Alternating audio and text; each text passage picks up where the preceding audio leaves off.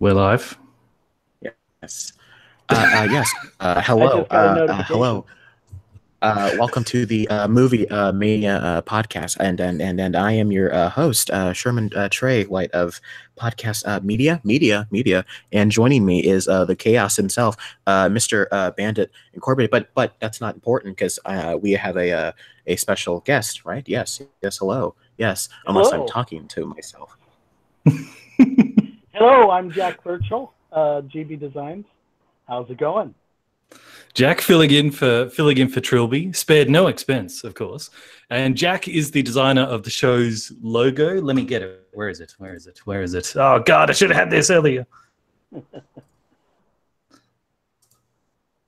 So I'm here in Portland, Oregon, the cut capital of the world here in the United States. I believe me and Trey are on opposite coasts, and here it is about 30 degrees if you're thinking Celsius, and about 85 Fahrenheit. So it can either be very hot or very vamping. cold, depending on Yes, that's right. where you live. I love how people have tuned into the show, and it's just like, oh yeah, I can't wait to listen and talk about weather. Well, hey, it's better than when we start talking about taxes. We've done that more often than we should. We really have gone. We've gone to talking about. We do. That gets. Why is that? I don't know. I mean, because you bring it up. That's how this always happens. You start talking about politics. It's whenever it's tax time. It's just on my head. I can't help it. And hello to everyone. Hello to everyone in our chat below. I am so glad that we are finally actually live. I just had the best listener question ever. I saw the best listener question ever. Oh, what is it? I'm not gonna repeat it. I can't read the chat, so you'll have to say it out loud. Otherwise, I won't know.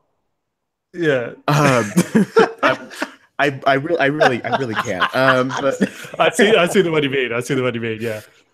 Well, that's okay. That's all good. Well, I'll have to rewatch the broadcast to see what the chat was. Yeah. Well, I was just before this. I was tinkering around with like playing the drops in the live stream here, and I was like, I bet I could get this working before Showtime, and I'm just like, no, because if you get it wrong and you can't fix it in time, it's going to be a repeat of last week. So hopefully next week I'll actually have sound drops ready to go, for the show. Until now, I guess Trey, you'll just have to sing the intros. Yeah, I got you. Before we jump into that movie news, we have to do the obligatory. How's everybody's week been? Bandit, how have you been doing? My week has been really good because, I have a number of different jobs. Most of my jobs, including this and one other job, I work from home. And I found a whole new way of organizing my day so that I actually get stuff done and I don't just waste time online watching documentaries about castles and stuff. And that is, I have like a checklist on the wall of like each 5 columns, each different thing I do. And my goal is to have a tick in each column by the end of the day. And I'll tell you what, the feeling when I get to put a tick in each of those columns, it's like, like when Thanos, every time Thanos got an Infinity Gem and put it in the glove, he'd like go, that's exactly how I feel every time I put a tick. And when I get 5 ticks, oh boy, it gets snap your fingers. Yeah. That's right. I could just picture Bandit sitting in his home and he's just like, I could like play video games or watch a movie. Now I'm going to watch a documentary on castles because that's just the most interesting thing someone can find, a documentary on castles. I will tell you something. I've been obsessing. My current obsession is a YouTube channel called Shadiversity, where he actually knew that's who you're going to castles. He's a great channel, and he explains all the different parts of castles. And I'm like, and why the Game of Thrones castles are ridiculous. Yes, that's how I found him. And he explains like all the historical inaccuracies with combat in movies and stuff. And I'm like, I had no idea that's how knights have to fight. Anyway, I could go on and on, but I won't. How was your day, Trey? My week's been okay. Just working through the thing. I find it amazing that when you try to watch a streaming film on bad Wi-Fi, a 2-hour film turns into a 3-hour film. So it was quite the Monday. I've been AP testing. For the guys that do not know, that is like the big I totally feel you. yeah, advanced college courses that you take in high school, and you have to take a big test to get college credit. And that has been quite because yesterday was Mother's Day, and so I was out till about 11 o'clock, and then I had to be up at 6 in the morning for my AP test. And yeah, so it's been quite the Monday. But besides that, things are going okay. How about you, Jack? How you been doing? I've been great. This has been a really good week. I've been working on this crazy sort of machine that I'm building for a client. I'm building a plywood mock-up. And those who don't know what I do, I'm sort of a weirdly multidisciplinary artist. So I draw, I paint, I sculpt, I make marionettes, I build puppets. I've done a lot of really crazy puppets for really crazy like theme parks and things.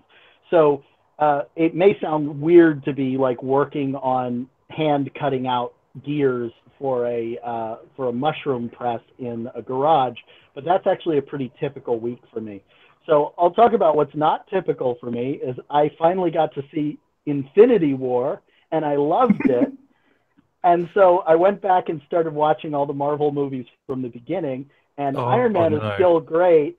And oh my God, Hulk last night is terrible. It's so much worse than I remembered it. It is awful. Which Hulk? You mean the Edward Norton one or the one with the weird panels in the movie? Yeah, Edward Norton.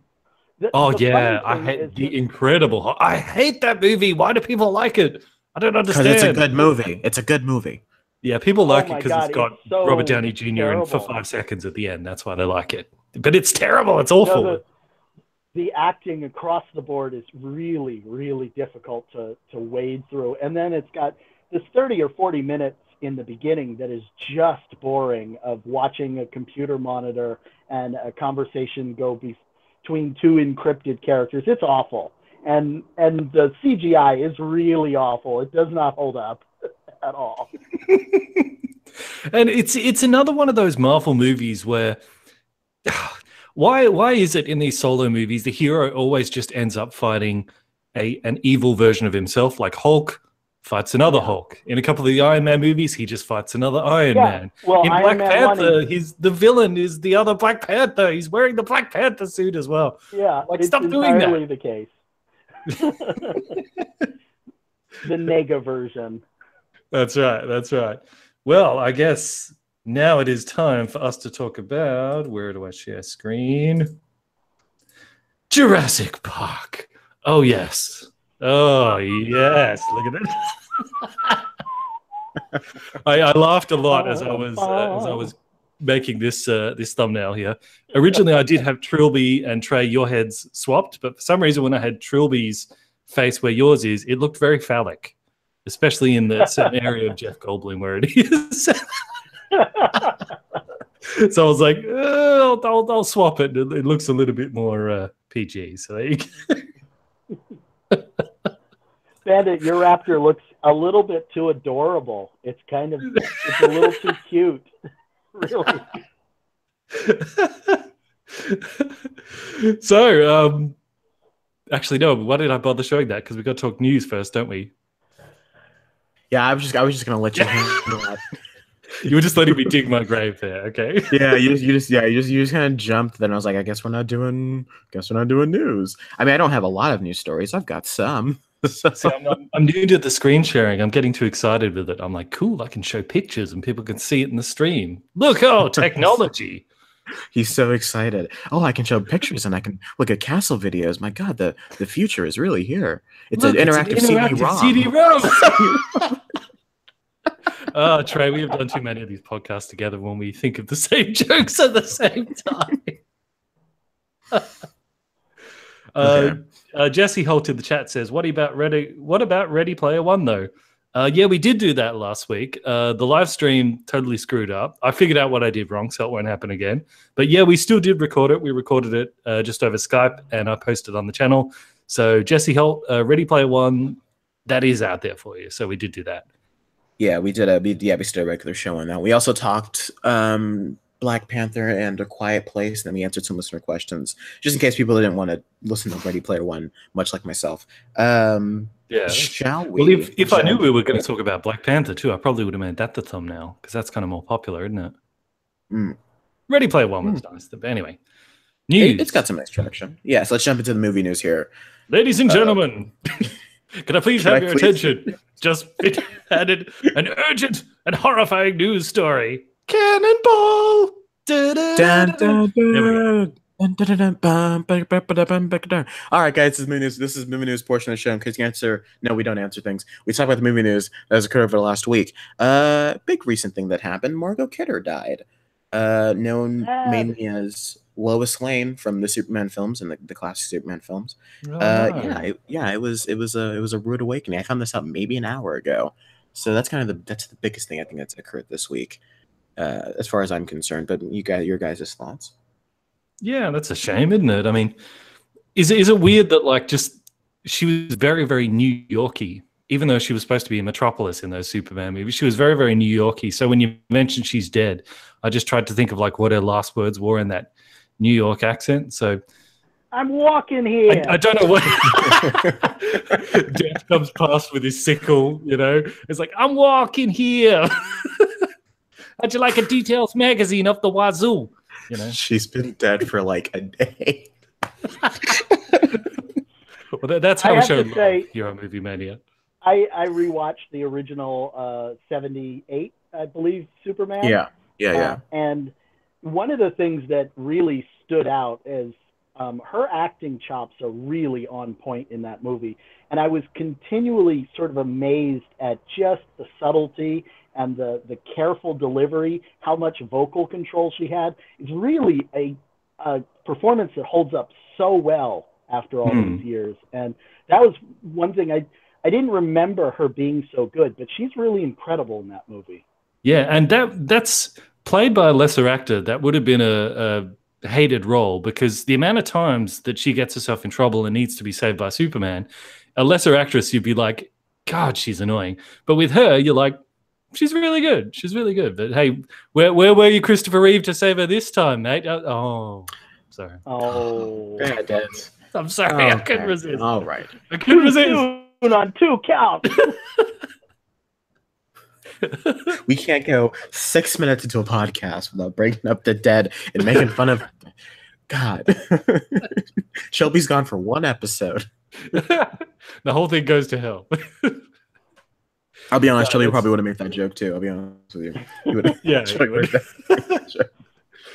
No, sorry to see her go. She will be missed. Yes, that is the only news story I had, by the way. Not a lot happened this week.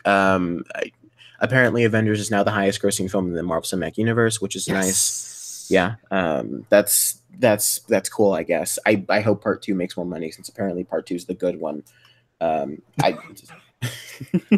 People are finally.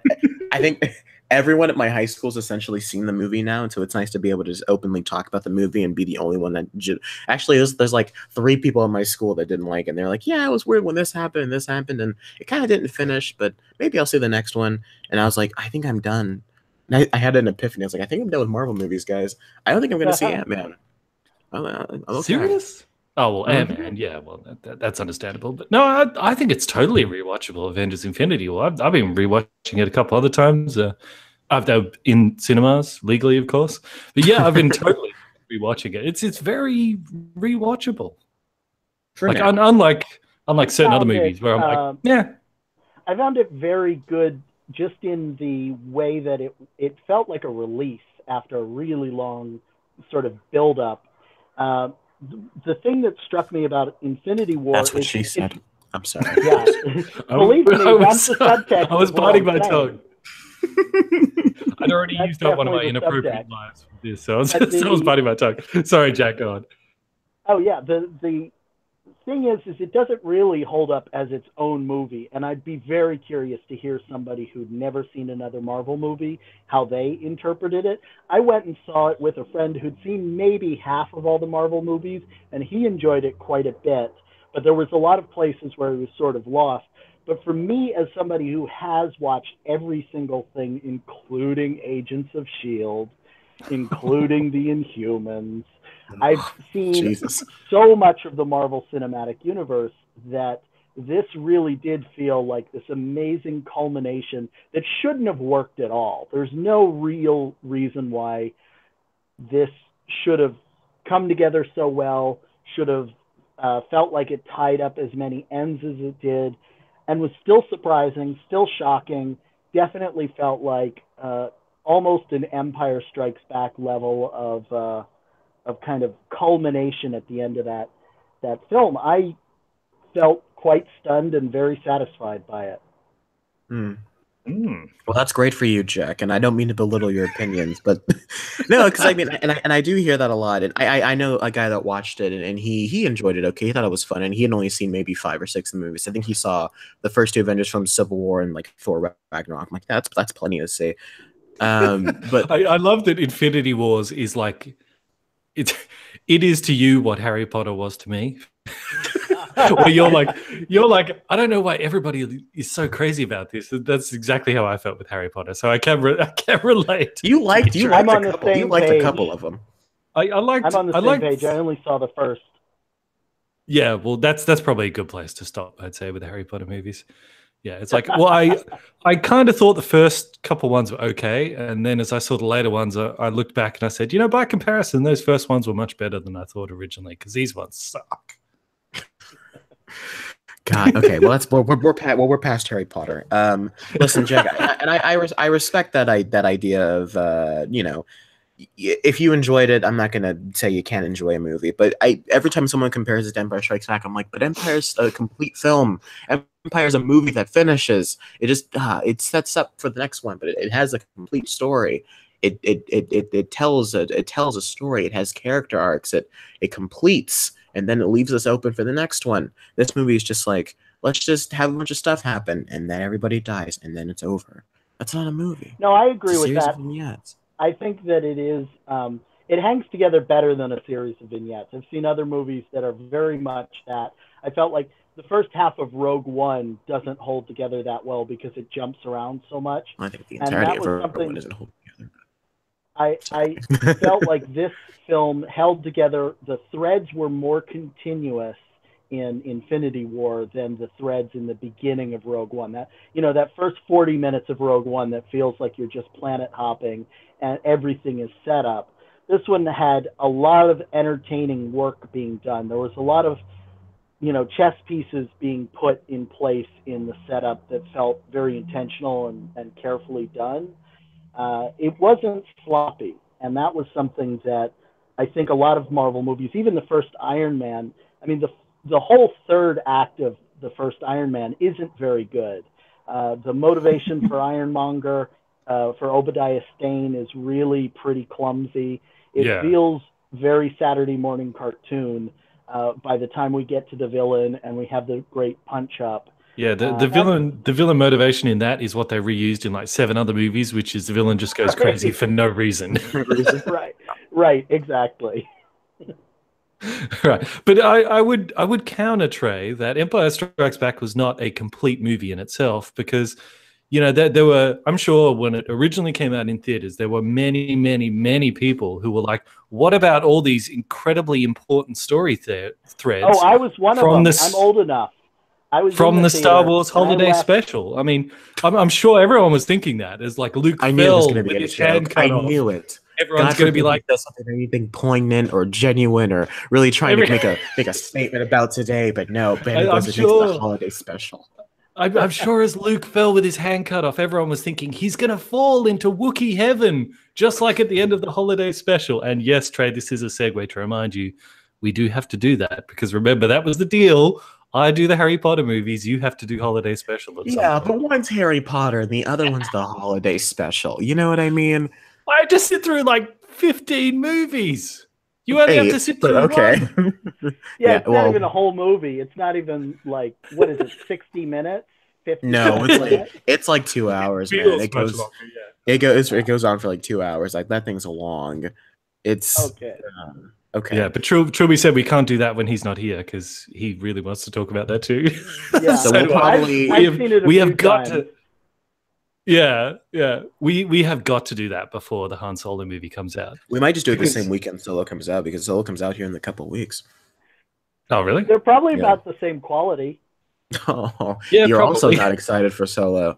I've heard good things. No. I've heard the first reviews. Actually, that's another news story. It had its premiere, and the first reviews are out. And the people that have seen it are saying it's fun. They're saying it's a nice palate cleanser from what we got with The Last Jedi, which concerns me because I thought when they fired Phil Lord and Chris Miller, because they were like, it's too funny, there's too much improv, we're trying to have an actual movie here, and then everyone's seen it, it's like, it's really fun, it's a great time. I'm like, why'd you fire Lord and Miller? Like, if you were after a fun time, those are the guys to give you it, you know what I'm saying? It's weird. They also Yes, have a real track record. no, what you're saying. Then I just wanted to shout out to the chat because I really appreciate all the uhs. It's fantastic. Keep it up, guys. Thomas K. New Mission Impossible Fallout trailer coming out this week. Oh, cool. I didn't know that. All right. That movie looks great, by the way. Mission Impossible Fallout. I'm so excited for that one. I cannot wait to watch Tom Cruise attempt to kill himself for 90 minutes. It's really exciting. Am I the only one that when you look at Tom Cruise now, you're like, what's happening with his nose? Have you noticed that? It's migrating. Yeah, it's like his nose is getting on bigger a journey. and rounder. I was like, what's going on there? I don't know. I mean, he doesn't look it, but he is an old man. He's very old. 54. He's like 54. Yeah, he's like approaching 60, isn't he? Like, he's getting old. Like, he's not. Well, I guess because, they say as you get older, like your nose. Jack, is that ears... you with the siren, or is that Bandit I'm hearing? Oh, I'm sorry. That's not me. I'm on the front porch, and let me just mute it while that siren goes by. No, it's fine. No, he's fine. I was just curious. I just wanted to make sure that the cops weren't finally after Bandit for killing that dog that one time, or stepping on that dog and fighting old ladies, whatever it is he used to do. In the early stations. I just stomped on its face. I didn't kill it. You stomped in the face of like, yeah. So that's an early Easter egg for everyone. Yeah. It was like 2 years ago. Just dog into the street. No dog, stomp on it. I was walking with my headphones on. I just saw something fly at me out of the corner of my eye, so I just stuck my foot out to block it, and then realized it was a tiny little poodle, and I just stomped this poodle in the face. And the owner's like, "Get about yourself." Yeah. I did feel kind of bad, yeah. But Tom Cruise, no, they say that as you get older, your ears and your nose are the only parts of your body that continue to grow as you get older and older, and that's why old people have massive ears and massive noses. So maybe it's more visible on Tom Cruise because he keeps having the plastic surgery on the rest of his face, right. But his ears and his nose, they're just really old. Well, he also has that middle tooth, which now it aligns with his nose even more. Yeah, he has an asymmetrical face. Yeah. Yeah, I mean, hey, as long as he keeps running and doing that thing where he karate chops the air as he runs, then that's now how I run. Whenever I run somewhere, I run like Tom Cruise. I even make the same like breathing noise, like the like the crazy, like he's like he has to get somewhere, the building's gonna explode. I do that run. It's like, hey, Trey, you get this thing? I'm like, I'll be right back, and I'll Tom Cruise it, and it's great. It's a lot of fun running like that, and you move quicker than you think you would running like that. Yeah. Yeah, and it's always fun in his movies because you get to see all the creative ways that they hide how short he is. Everyone else is like sitting down while he's standing, or they're leaning on something, so he's just standing up. Yeah, that's great. It's just a single shot of everyone else is leaning. He just stayed still. They're all on the same level because I've heard that like. In a couple of movies where he has to like walk next to someone, especially if it's a woman, they like dig a little trench. So the woman walks in the trench and he walks on the ground and they look the same behind. Or they have him jump over them in a motorcycle. Yeah. In recent movies, he's been I think because he's been picking up on the fact that people realize that he's short.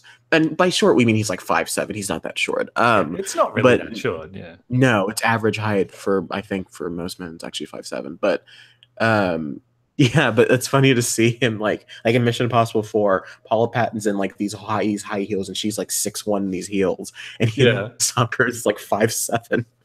It's just a really funny visual to see them walk out of the car together. Yeah, but I mean, like back in the days when he was like the heartthrob, he's not so much the heartthrob anymore. But back in the days when he was, I mean, he was aware that if he's supposed to be playing like the heartthrob guy and he's like a good foot shorter than the girl who he's supposed to be romancing, like everyone's going to notice that. And he's right, everyone would. It just wouldn't play right if he's like a foot shorter and he's supposed to be the leading man. So, I mean, it's not just pure ego on his point. It's like, yeah, that was valid concern. What the hell was and that? now Geahk is experiencing Super 8 outside his front porch. Please That's right. I am by the railroad track. Good God. Do you live in 1984? I ride everywhere on a BMX. Yeah, it's just... That's right. I'm just going to hear some synth music in the next few minutes. No, you're fine, Geahk. It did startle Bandit, though. He dropped a swear about me and everything. That's okay. So, all right. So I don't think we have any homework this week. Did you have anything you want to talk about, Trey? Or? No, I'd been meaning to catch Isle of Dogs. I still have yet to see it. I will have seen, unfortunately, Deadpool 2 next weekend, probably. I'm still thinking about that. That's what we'll be talking about next week. Yeah. Yes. We'll talk Deadpool 2 next week. Yes. Why have I become the grouch of the podcast, by the way? I used to be so young and fruitful and hopeful. I used to walk in and be you're like, the millennial of the podcast. Yeah, and now I'm over here. I'm just like, yes. I literally have a cup of tea in front of me. I'm just like, yes. Let me go back to I want to see my Wes Anderson. What happened? Yeah, you're the young person talking about going to prom and miserable. I think and I'm the old guy talking about paying his taxes and he's somehow happy about it. We've gone old. The funny thing is, like, I do think Marvel broke me.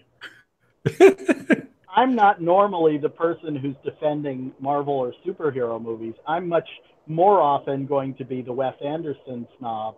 But yeah, I guess I gave myself over in a way that Trey didn't to Infinity War, and I just really enjoyed the ride. And I didn't expect to. I went in, maybe this is why, I went in with very low expectations.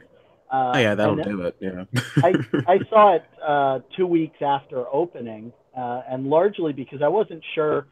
You know, I am very much feeling the superhero fatigue, especially after some of the really. I mean, I didn't like Black Panther particularly well. There were things I liked about it, but it wasn't. Amen. Oh, no. You know what that means, Geahk? Excellent. It means you're racist.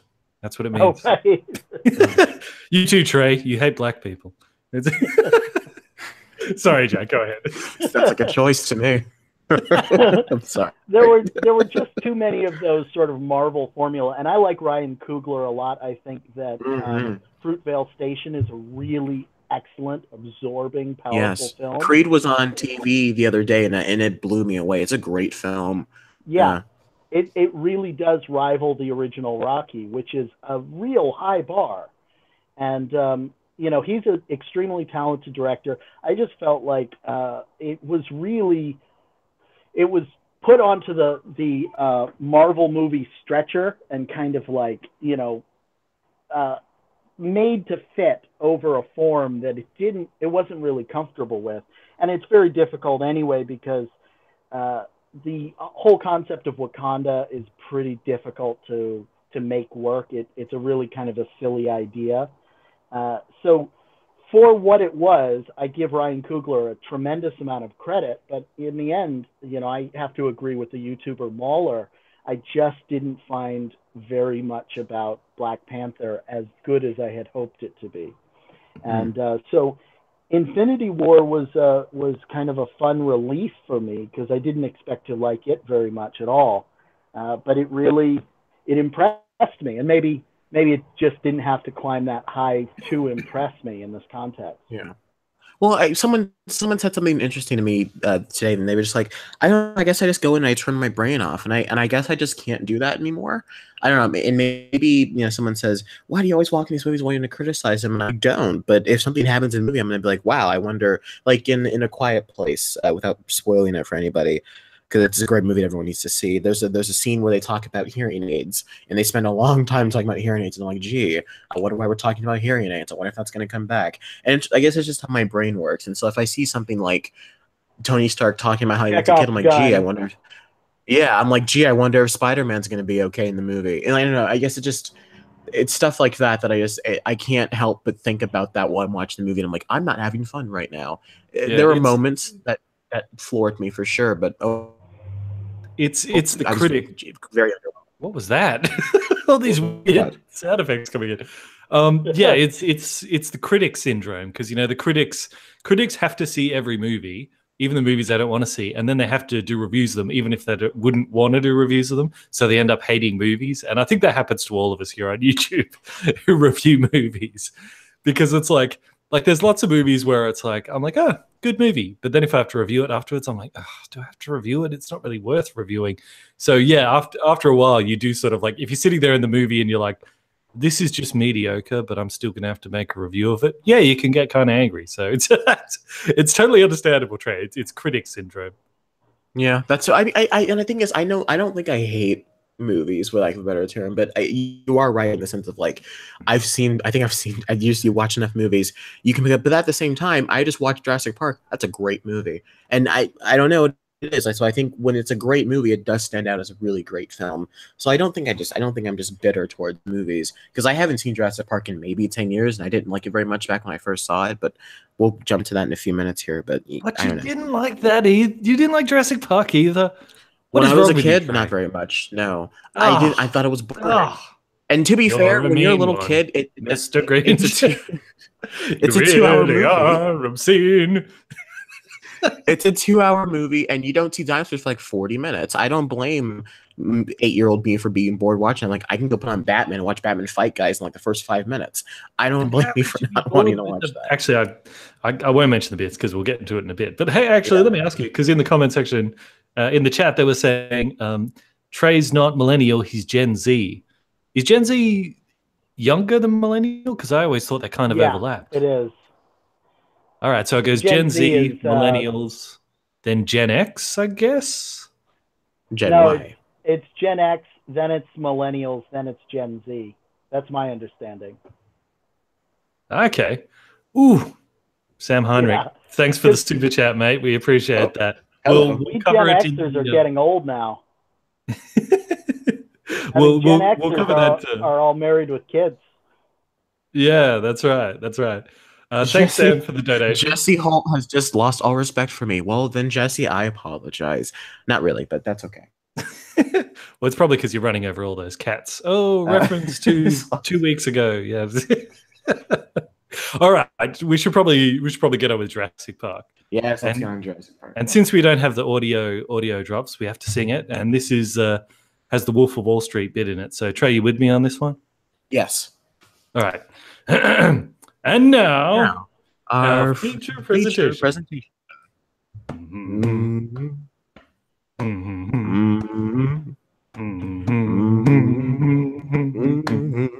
Oh!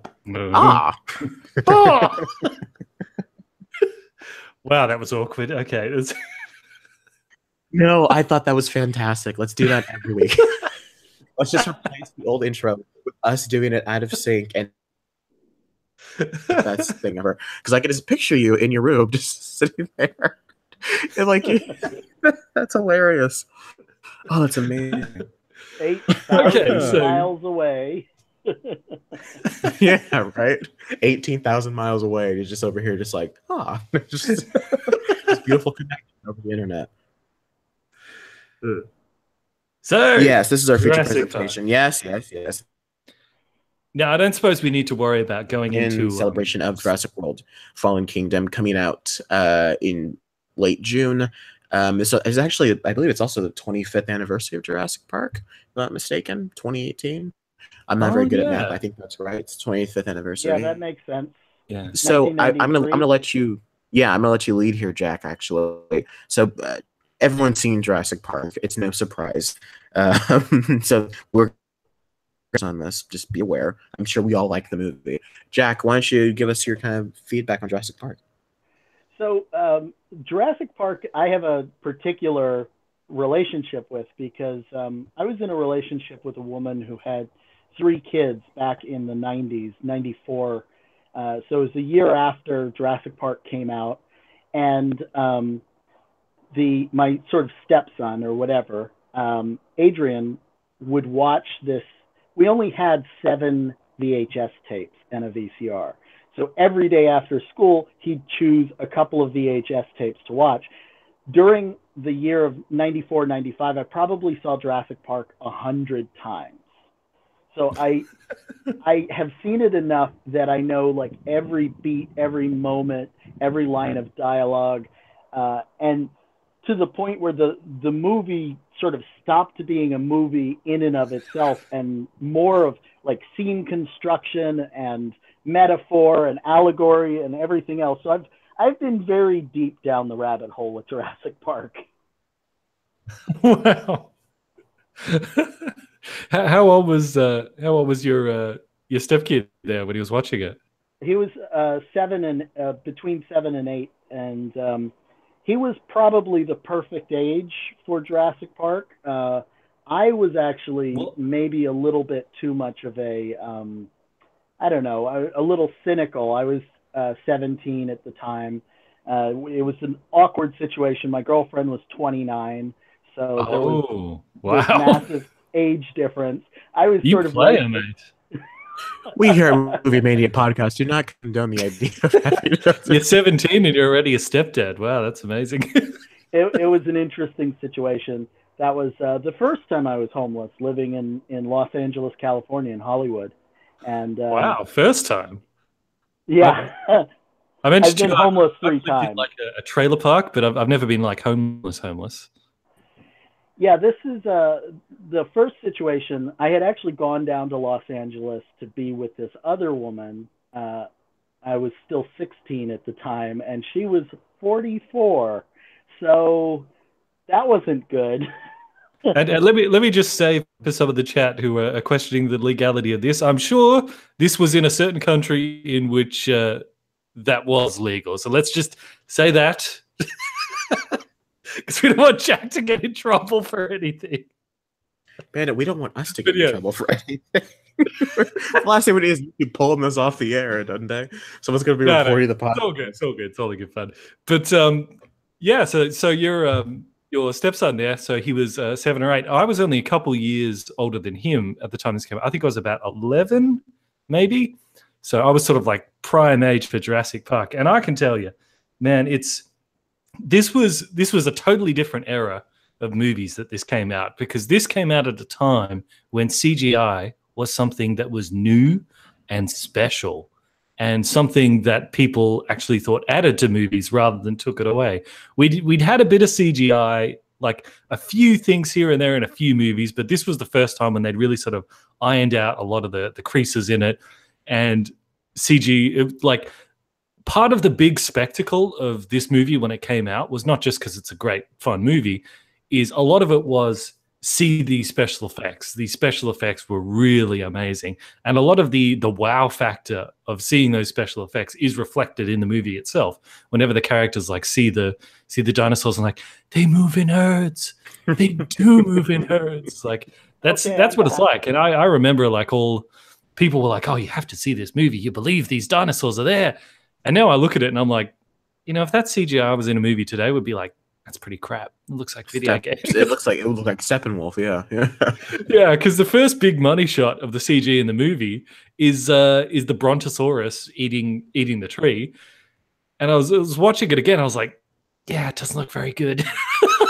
What does look good is that the wide shot of all the dinosaurs, like at the lake drinking water and stuff, when he's like, "Welcome to Jurassic Park," that still looks pretty good. And so does the T-Rex bit. Like they had a nice blend of the practical T-Rex and the CG T-Rex, kind of destroying the car. Yeah, I think that all that stuff the T-Rex holds up, especially the nighttime stuff. I think it is the right, because there's always that debate about practical versus CG. I think Jurassic Park does have the right kind of balance of the mixture of both. So it was really special. And I remember that the whole world, or at least my world being like an 11 or 12-year-old, the whole world went dinosaur crazy after this. And it really was. There were so many like rip-off movies, and there was rip-off TV shows of like dinosaurs coming back, and there were scientists on like talk shows going, you know what, it's actually scientifically possible. We could bring dinosaurs back within a few years. Yeah, that really worked out, didn't it, guys? You really followed through on that one. I'm just Shame saying, on you, scientists. if I'm there and you're like, we can bring dinosaurs back, I'm like, why would we ever do that? They made a movie about why you should never do that. Why would we ever want to bring dinosaurs back? They're going to eat us all. Yeah. But I did keep thinking about Jurassic World as I was watching Jurassic Park back, because like you see the raptors and they look nothing like what they were supposed to look like. They were like little turkeys with feathers, but they made them bigger and raptorish. And I like the explanation they give in Jurassic World from the now villain Dr. Wong, who makes his appearance in this, and where he says, no, we don't really know what they look like apart from the shape of them with the skeletons. He goes, so we just make them the way people expect to see them. And I thought that's a really good get out of jail free card for these movies. Yeah, it's pretty brilliant. Life finds a way. Okay, so as I said, I had not seen the film probably for about 10 or so years. I caught a little bit of it on TV when the first Jurassic World came out 3 or so years ago, but this was the first time I kind of watched it in its full, and with I guess the new filmmaking perspective on my eyes, and it's quite the film. It's really engaging, and I feel like, we were talking last week when we brought up things like Black Panther and Ready Player One of what it means to be a fun movie versus a good entertaining movie. And I think this falls easily into the category of the latter, because it's not just a movie about the spectacle or just kind of enjoying yourself. It's a movie that manages to have some interesting characters, some very funny moments, some very, very endearing children that are surprisingly not annoying. Like, you really care about these two kids.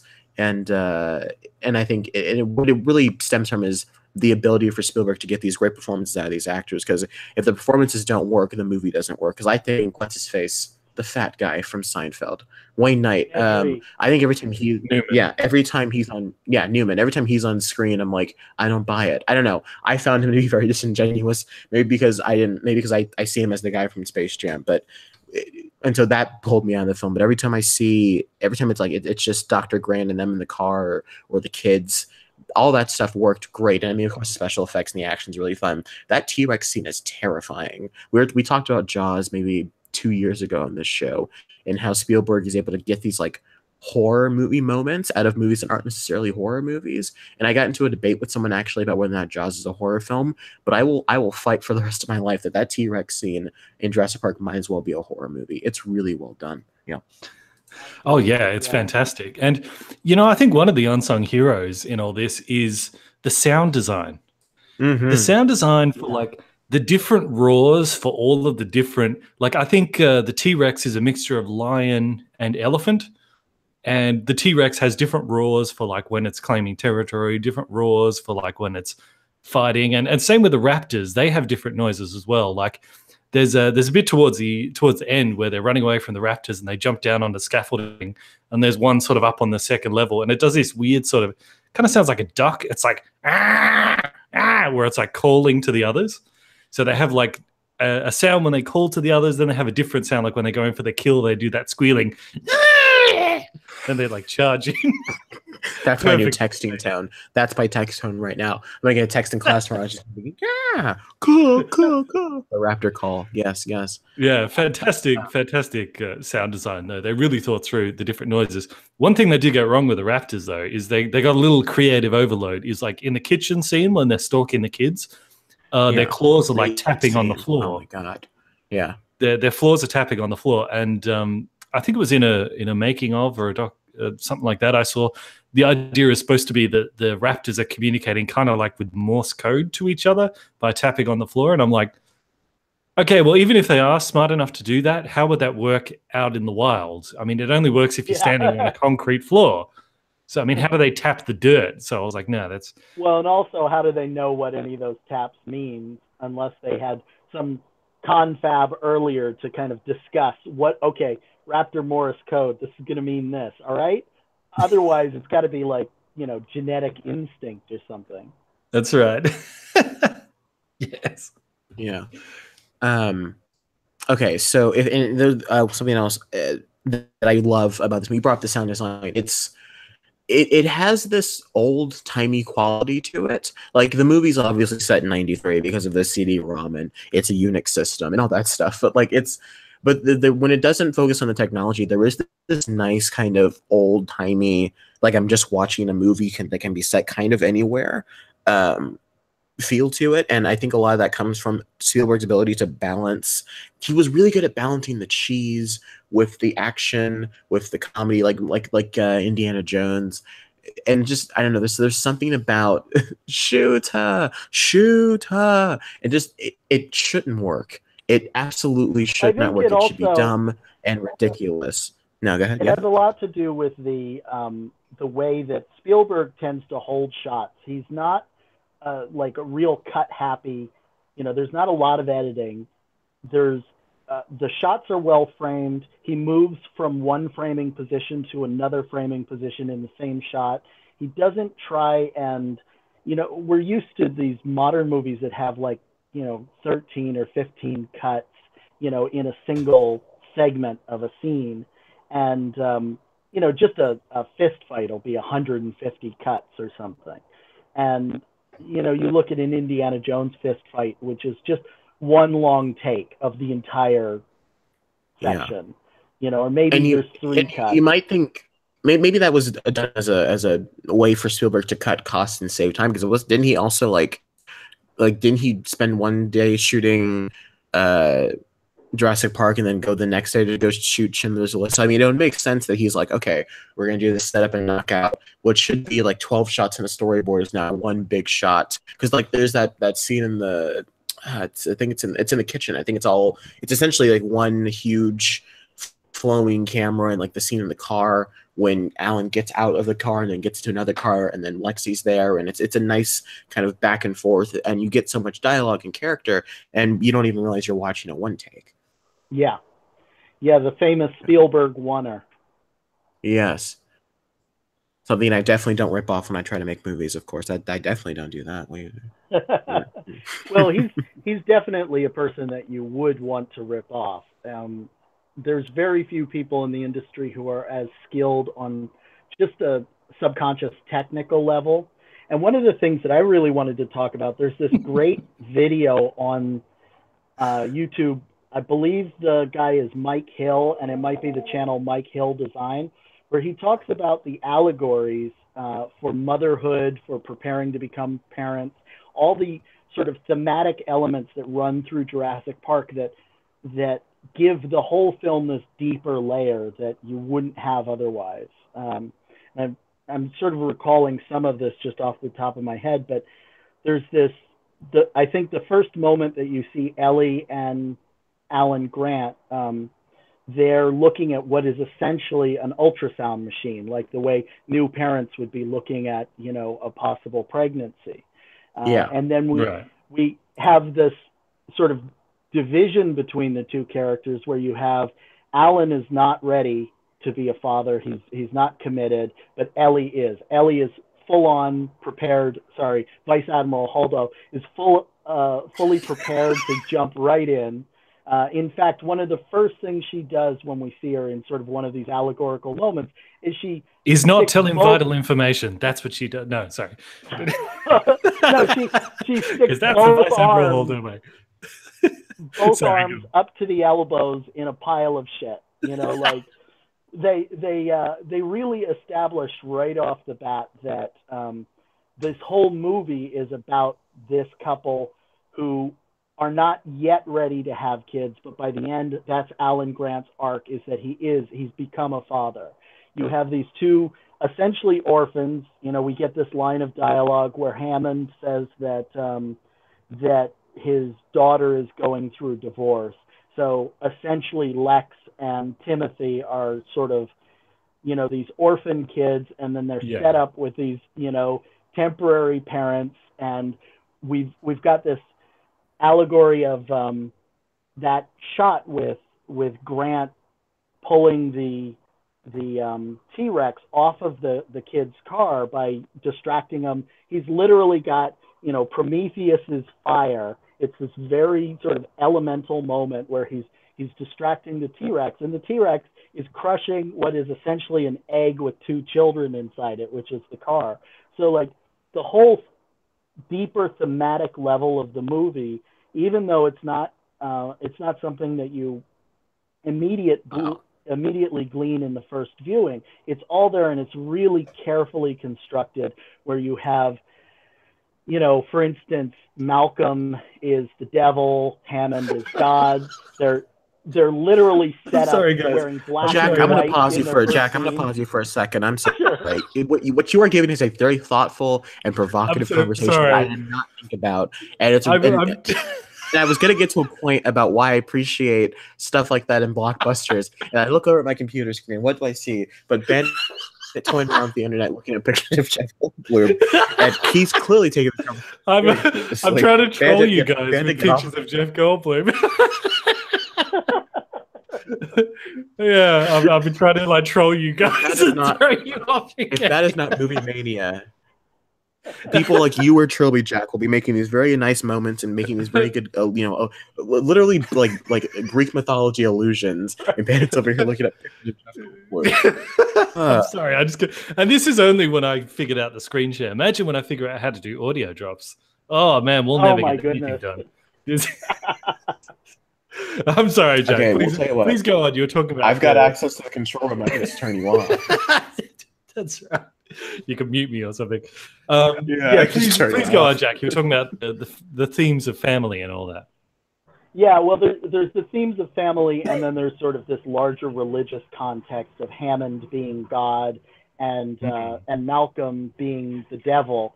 And we literally, the first time we see either of these do wear black and white, so yeah, black and white. One represents chaos, and he's talking about chaos theory all the time. The other one represents creation and control, and he's talking about how much control he has over these dinosaurs, and you know how he's there at every single birth of each new infant dinosaur, and you know all these other little elements that sort of establish the archetypes that we have. You know, of course, we have Alan, who is this unready father, and the T-Rex sort of represents his lack of responsibility or his fear of commitment. And that fear of commitment in these very primal moments comes literally between him and the children. And he has to make these decisions to basically man up, take responsibility, and become a father.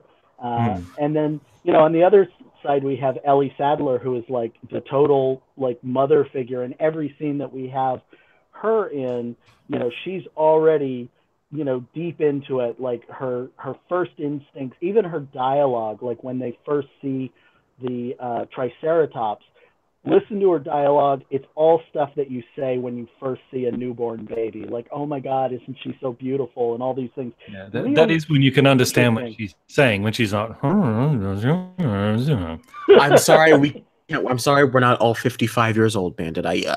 Your hearing aid is in the mail, and it'll be there shortly. She mumbles in the entire and movie. It'll stop the monsters from the quiet place.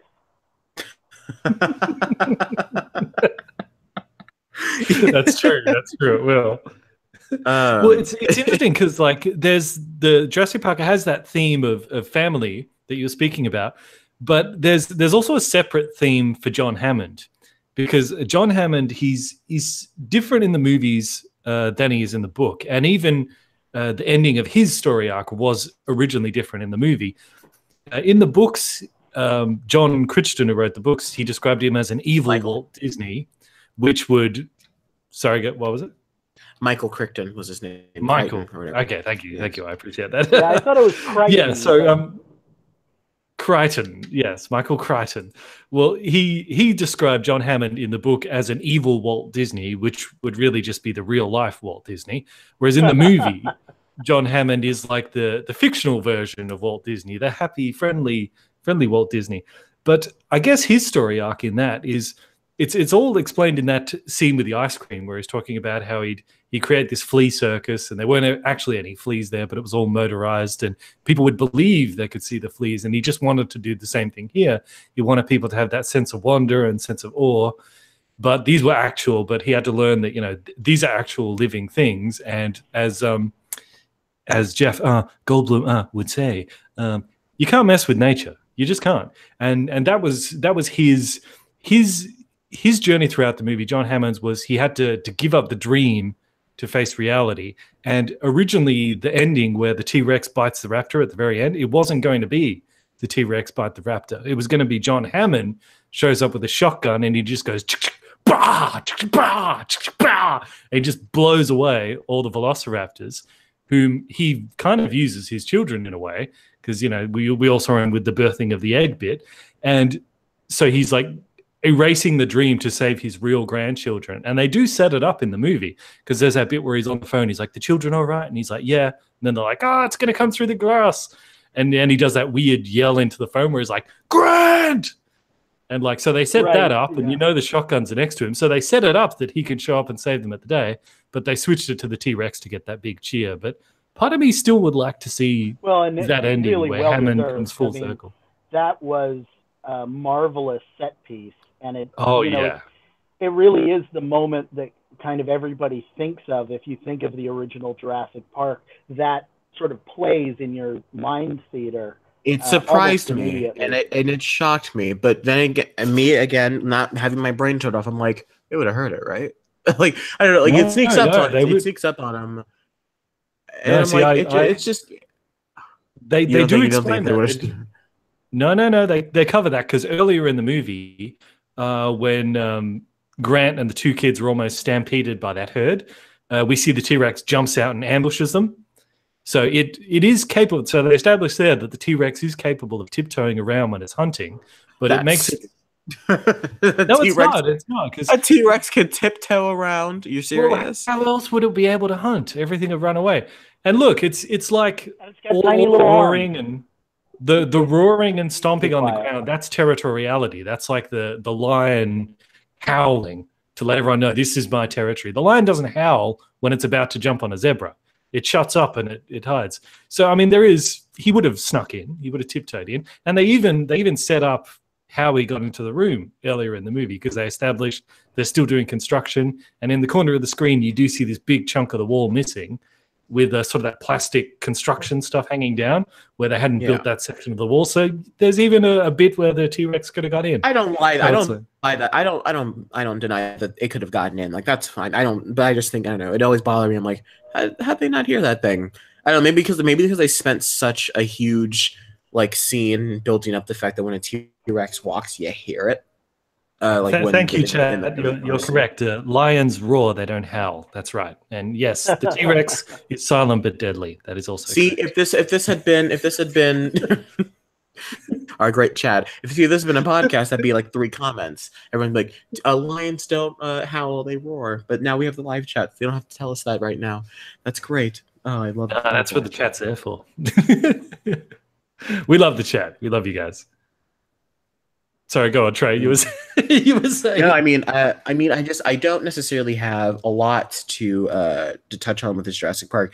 Jack, you brought up some very interesting ideas of the themes. I think I might even go back and watch with those in mind now. And I do appreciate when a movie is able to go there thematically, and it's able to plant these Easter eggs. But it's also not it's there, but the movie's not about that. Does that make sense? It's able to have this stuff under the surface that they put there to dissect, but the movie doesn't try to make a point of being like, look how deep we are. It's not like Batman Superman where the whole movie pauses to. There's a difference between Ian and Malcolm talking about God versus Jesse Eisenberg being like, look at this painting, look how deep we are. And I feel like people need to understand that just because a movie talks about religious themes does not mean the movie is necessarily doing it very well. And maybe Jurassic Park is a great example of movies that touch on religion very well, because I didn't pick up on it, but it's there. You're right.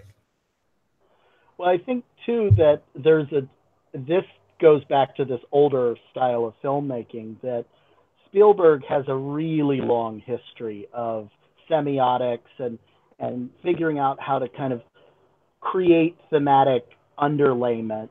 And I just don't know, like, Snyder thinks he's a very smart guy. I think he's a guy who's got a lot of ego. He doesn't seem to have the ability to really, come through with his ideas. If Snyder has anything that's deeper than what he shows us on screen, it's not very apparent. I mean, even The Watchmen, which I've seen a few times and is maybe one of the deeper movies that Snyder's ever been involved in, most of the depth comes from Alan Moore. It's not original to something that Snyder is doing. So I just don't really buy that Snyder is as bright as he tries to convince everybody he is. I think he's good at a new form of this kind of Spielberg schlock, in the sense of like that kind of nice. It's not necessarily fun, but it is this sense of like I think about the first half of Man of Steel, which I think in my opinion is like a fantastic movie. I like Man of Steel a lot, but I think that first half's like a solid 10 for me. I think it's because he's able to have that I don't know, I think he oddly enough brings out that warmth for me. And the tornado thing's dumb, and Clark Kent should have saved his dad, yes, but I don't know. I feel like he's always on to something, and there's something there that he should be doing, but he wants to do something else, and he usually is just terrible at it. I love Watchmen, by the way, the movie version of it, but I do think he has the crutch of Alan Moore's writing to help him out. You're right. Yeah, it's a tremendous crutch. I mean, there's one moment that I would say is an actual improvement over the graphic novel, which is in the graphic novel, there's just really one panel where the owl is meeting with his sort of mentor. And in the movie, that is extended out into a whole scene where he's talking about the evolution of the superhero and sort of giving it some grounding, which I think was really good. It's one of the best contributions that really could have been made to Alan Moore's work. The rest of the movie, I mean, I feel like his changed ending does not work nearly as well as Moore's ending. I actually like that ending. Well, I think the ending is fine, but it doesn't do the same thing. The whole purpose of the alien attack on New York and the idea that Rorschach has the information that could upset the entire plan. Ozymandias has this idea that humans will only kind of come together if they have a common external threat. And right. I'm sorry, Dr. Manhattan is not an external threat. He's a nuclear weapon. So he's a Well, it doesn't matter. Well, it doesn't necessarily have to be an external threat. It just has to be a common enemy. And I like the idea that they link it to Dr. Manhattan, than what the graphic novel does. It does have to be an external threat, and the reason why is that when the United States developed nuclear weapons, the rest of the world saw that and said, okay, we need to develop nuclear weapons too. Dr. Manhattan really is a nuclear weapon. He is something that humans can create, even if accidentally. And so all that does is it starts a new arms race. It doesn't make humans collectivize. Instead, it does exactly the opposite. It does exactly what the Cold War did. Everybody else in the world is then just going to try and make their own Dr. Manhattan, and it's going to be a new arms race, and it's going to be more people going to their respective corners and isolating. But I don't think it serves the same purpose as an alien. But how would it trigger a new arms race if he blows up America as well as other spots around the world, and then he leaves? Then it's not America versus Russia. It's the whole world versus Dr. Manhattan. And he is an external threat because he's out there somewhere in space. But I liked it because... Sure, but I liked it because in the graphic novel, the whole point of the graphic novel all the way through is that what if these superheroes existed in real life? What would it be like? And it's grounded in reality. And then all of a sudden, there's this giant squid tentacle alien thingy. And it's like, what the hell? Where the hell did that come from? If I may jump in, what I think that the difference there is probably... It may not necessarily fit the tone of the novel on kind of that surface level, but I think it's more about what the squid is supposed to mean. It's what it's supposed to necessarily represent. And so when you adapt that into a movie, and you're making what is at base form a film for people to consume, for there to be such an odd tonal whiplash from being this kind of grounded, albeit a little sci-fi heavy film about superheroes and kind of our society, to suddenly have a giant squid come in there would confuse and people out of the film. I think it works for the book. I don't necessarily think it would work in the place of the movie. Yeah, I mean, I have to agree that at least, sorry, there's dogs barking. At least at the time that the movie came out, audiences weren't ready for a giant squid. I mean, since then we've had. I love the chat. Did this turn to a Watchmen podcast? Yeah. Sorry. Yes, it did. We should actually do a podcast about Watchmen. I'd be up for that. I've been waiting for it. I've been waiting so long. Let's get back to Jurassic Park. We'll talk about, but we should totally do that some other time. We'll talk about Watchmen because there's a lot of stuff there to talk about. God, there's so much to dissect in Watchmen. Oh, all right, so Jurassic Park. Jurassic Park. Yeah. Another big change in the movie from the books was the lawyer Gennaro.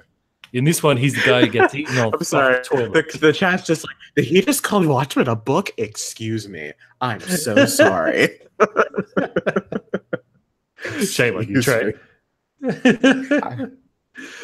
I read it, didn't I?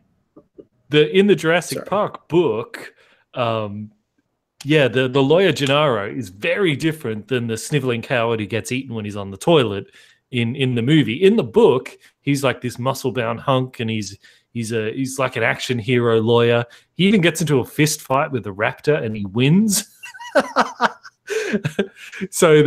in this, they just completely changed it because apparently Steven Spielberg really doesn't like lawyers. That seems to come up a lot in his movies. Lawyers are always the villains. They're always portrayed in the worst possible way that they can. They named the shark in Jaws after Steven Spielberg's lawyer.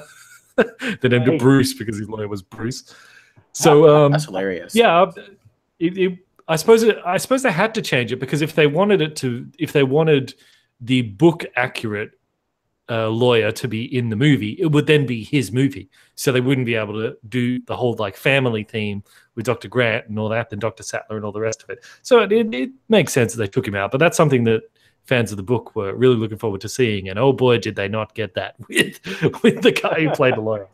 I don't think that would have fit the tone of the film personally. I mean, talking about adaptations versus, and I think that's something that we can, if you want to touch on the idea of adaptations. I mean, we brought that up last week with Infinity War, or a couple weeks ago with Infinity War, about how you have to change things for turning it to the big screen. And clearly Spielberg had a vision of this being focused on Dr. Sattler and Grant and the kids and all that. To suddenly have a lawyer that's also that's also like a boxer or something. He sounds like one of those old timey boxers that pulls up. I haven't read the book, so I wouldn't know. He pulls up his shorts really high and punches a raptor in the face. Yeah, it does those things where he with knuckles out vertically in front of his face and sort of swings around. Yeah. Yeah, that fighting Irish pose. Yeah, that's it. Well, it was also because, there was a lot of stuff in the book that they couldn't put in because in the book, Michael Crichton, that's correct, yeah? Crichton, Michael Crichton. Well, I know the chat's going to correct me, so I want to get it right. Names are your kryptonite, Bandit, and it's the best every time, man. It's they are awesome. Well, Denarius? The author of the book, he didn't plan on writing other books after Jurassic Park, so he just kind of threw everything he wanted in there. And a lot of the stuff that did make it in the movie did make it in subsequent movies. Like he did have a raptor that could change color and camouflage into the jungle, kind of like the Indominus Rex in Jurassic World. He had the little creepy crawly critter ones that kill a guy in the Lost World, where he gets eaten by like thousands of those little things. That's how John Hammond dies in the book.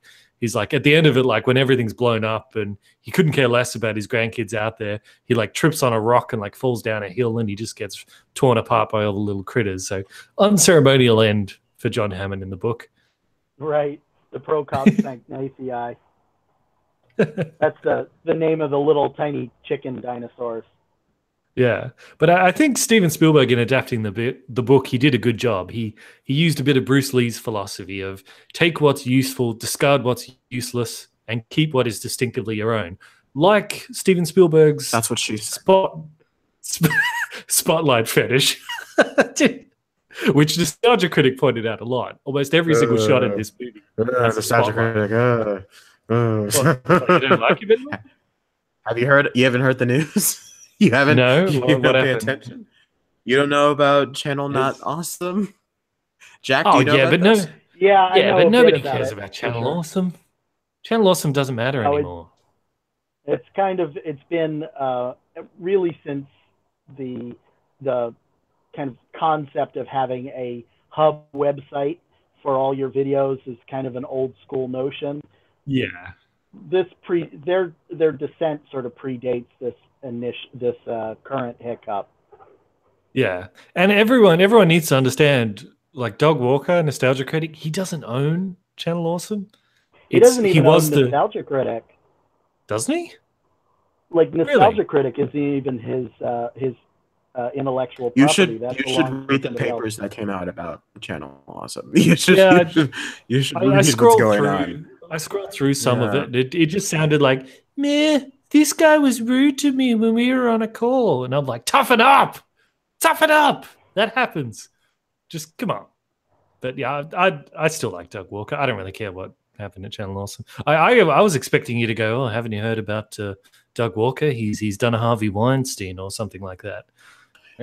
That's honestly what I what was I expecting you to expected. go. That's what I expected when I first heard it. I was like, oh no. Who oh god. I was like, what happened? I was like Steve Rogers again with Infinity War. Oh god. Yeah, but as Nostalgia Critic correctly pointed out, yes, Steven Spielberg's spotlight fetish in this is all over the place, and I wonder if that's where J.J. Abrams' lens flare fetish Oh came yeah. from. Easily. The Yeah. kid that Easily. watched that, it's got drilled into his brain. Easily. I mean, he clearly mimicked Spielberg in almost every way. Even from like just watching Jurassic Park, from the way JJ shoots his movies, it's just Spielberg. Like even from the dolly ins to the tracking shots to the lateral movement, everything that the way he films his movies is all Spielberg. And he clearly didn't want to do spotlights. Like, I guess I'll do lens flares. That's why in Star Trek Into Darkness, it's just all lens flares. You can barely see the movie, and he snuck quite a few into Star Wars as well. Yeah. Well, actually, But without the the subtext, without that interesting sort of thematic structure underneath, that's the thing that I always feel like Abrams really lacks that Spielberg has. Is even in the worst Spielberg movie, there's a lot of work that's been going on under the surface, setting up the way the characters interact. And I never find that with an Abrams movie. I feel like Abrams is a stylistic copy, but it's not a very deep copy. Absolutely right. And just in the chat here, the boy Wonder said, I can see why Steven Spielberg doesn't like lawyers, because in the production of Jaws, they kind of ran out of money and his lawyer couldn't do anything. Good point, the boy Wonder. And by the way, while we're on the chat, because we are going to have listener questions, yeah? Yeah, we've got some on the Facebook page, but yeah, cool. So for those of you in your chat, if you want to do any questions that you want us to talk about in listener questions, you can start putting them in now, and then we can scroll back and find them. Maybe just write question in capitals at the beginning of your comments, so it's easy for us to find them. But yeah, you can start adding them now. Because I think we're almost done with Jurassic Park, aren't we? Yes. Well, I'll be honest with you. We got way more of Jurassic Park than I thought we will. If I may, we all know it so well, you know. Yes, and and it was nice to go back and rewatch it, and I was honestly surprised at how good the movie was, and I don't know why I keep getting surprised by Spielberg. Like, I'm surprised Spielberg makes good movies. What was I going to say? And I'll tell you what, like, though seeing it. Sorry, but sorry. Go ahead. No. This was going to move on to something else. You can go ahead. Sure. Well, I think in a weird way, I know you didn't like Jurassic World, Trey, but in a weird way, I think this kind of does add to Jurassic World, because now when you watch it and you see Dr. Wong in there, and I'm like, he becomes a villain later, and I enjoy like looking at him going, wonder what happened to him between now and then, because you can, whether the actor who played Dr. Wong intends it or not, you can kind of see like a little bit of evilness under his character there, just sort of stewing, which sort of comes out and is fully expressed in Jurassic World. And it's sort of like Jurassic World adds to it, because in Jurassic Park, like, Dennis Nedry is getting the embryos to sell them to some shadowy company that we don't really know who they are, but they come back in Jurassic World. And I think it also adds to it in that, sort of in the same kind of way that C-3PO and R2-D2 are in all the Star Wars movies, I kind of like the idea that the original T-Rex has sort of come back and that it's been there since the beginning. Because remember, the original T-Rex killed the Indominus Rex at the end of Jurassic World and is going to be in Jurassic World Fallen Kingdom. So I really, really hope that they never kill the original T-Rex, the mother effing T-Rex. Never kill it. Let they do, they'll just wipe it. They'll wipe it from canon, like they did Jurassic Park 3. Like they just wiped it from canon, and they built a statue of a dinosaur, and then they had that dinosaur destroyed in Jurassic World. Speaking of Jurassic World, let's talk the rest of the franchise here briefly, and kind of I guess the future as Fallen Kingdom comes out. I mean, World is maybe one of the worst movies I've ever seen. I don't like. I hate it. I can't stand it. I don't have much affection for it either. I find yeah, I agree there. It's dull. Jurassic Park 3 is at least fun. It's not good. It's bad, but it's like 90 minutes. It's an action movie. It's got a cool pterodactyl scene on that bridge. But besides, the 2 is just so long and dull. It's like the longest one. It's ridiculous. Yeah, it is. You mean the Lost World? That one? Yeah, Jurassic World. Well, that one was everyone in Jurassic Park was like, oh, we love the Jeff Goldblum character. We want to see more of him. And then like, here's a whole movie of him. And everyone was like, Is that the one with the gymnast daughter or daughter-in-law?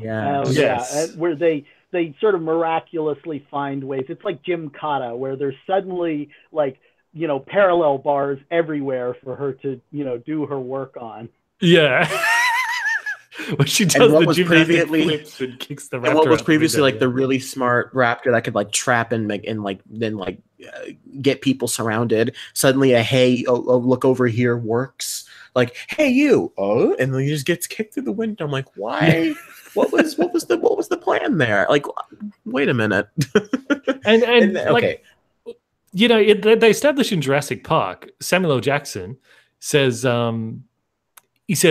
he explains that they basically drug all the dinosaurs in Jurassic Park to get them addicted to this thing called lysine, and if they stop giving them lysine, they just fall into a coma and die. And the intention is that if they ever get off the island, they won't live very long because they'll just die, and they don't have to worry about chasing them down. So, but then in the Lost World, they're like, oh, there's Site B, there's a whole other island. I was like, did you lysine them? Did you not? I mean, shouldn't they all be dead if you haven't gone back there for a really long time? And how do they solve it? Like Jeff Goldblum's girlfriend in that is like, oh, there's lysine in the plants. That's why. I'm like, come on. I don't think that's. We forgot to talk about something. We forgot to talk about something very important to Jurassic Park, and that is John Williams' amazing score. I know we haven't talked. Yeah, it's arguably. It's hard to say which of his score is the most iconic, because it's like, I would argue that it's a tie between Star Wars and Harry Potter, but I don't. Honest to God, I don't. Jurassic Park is up there. It's like it's easily one of the top 5 most recognizable like film scores ever, probably. And you've got 2 great themes. You've got the kind of like exciting welcome to Jurassic Park moment, and you have like the kind of more heartfelt look at all these dinosaurs music, which I think is better. Look at the dinosaurs, the da-na-na-na-na. Like, you can just play those 5 notes on the piano and everyone just knows what you're doing. Oh, absolutely. I thought that. I remember when I first moved from the Bay Area up to Portland, and I sort of came right into, if you come into Portland for the first time, you're sort of above the city and you're looking down, and there's, the city's all laid out below you from the highway perspective. And that was the first thing that came into my mind is the John Williams score for Jurassic Park, because it just seems so fitting. It represents excitement and adventure and this sort of, coming into newness. And there's so many beautiful sort of, it's very representative of the feelings that it evokes, or it's very evocative of those feelings. Do you guys think that Chris Pratt's character is the fat kid in Jurassic Park that Grant scares? Alan Grant scared? Yeah. Yeah. Do you think that's right? I think that I wouldn't have a problem with it. I don't see why it necessarily has to be the case. I mean, it's a nice little nugget that connects the movies, I guess. But that movie's already in love with its own self so much, and it's already so self-indulgent on everything. And I hate that movie so much, man. I don't know. I don't know if we ever did a podcast on it, but God, that movie's awful. Did Chris Pratt ever? I think someone mentioned that to him. I can't remember whether he confirmed it or not. Do you guys know if he ever confirmed it or? I haven't heard. Even if it's probably not have a true, news Chris story Pratt, about it. just say so anyway. Yeah. Well, I love that they picked the chubby kid to be young Chris Pratt as well. It's like Chris Pratt for a time was chubby, yeah. Yeah, it's like that bit in Infinity Wars. You're one sandwich away from being fat, Chris Pratt. That's right. All right, I get it. I'm gonna buy some dumbbells. I'm gonna really commit. There's that James Gunn dialogue. Okay, so speaking of Chris Pratt, I don't know, Jack, your opinions on Jurassic World. I'd love to get your opinions on that movie because it's an oddly divisive film. What do you think? Fall on the negative side, and it's largely because I am so familiar with the first film, and it really does retread the same ground. I think I have a lot of the same problems with Jurassic World that I have with the Force Awakens. Just that it is. Well, we're not friends anymore. I'm sorry. Force Awakens is a great movie. No, it's such a total retread that it really bothers me. And because it doesn't have the thematic depth of the original, it feels like a very hollow experience. Like, now, granted, I've seen the first Jurassic Park like 100 times, but I can't remember very much at all about Jurassic World. And, I've seen Jurassic World way more recently than I have Jurassic Park. So I just feel like it's not a movie that stays with you very well. It doesn't bring a lot of its own things to the table. And the things that it does bring to the table that are its own don't really feel like they're improvements. Like the quick editing, the CGI, the way the camera moves, a clearly CG camera that we're not really building real rigs to track the movements. There's just a lot of stuff in Jurassic World that, as somebody who's watching a movie, I know I'm watching a movie. It completely breaks any immersion or illusion, and quite quickly I find myself bored and sitting there just eyes glazed. And, consequently, I've only seen Jurassic World the one time, and I don't feel like it's a movie I want to return to. I agree. That was actually the first time. I was 15 when I saw it. I was on summer vacation. I went to Universal Studios, and if you guys don't know, Universal, it's in Orlando, Florida. It's a big theme park, and they have the city walk where you can do all the rides and stuff.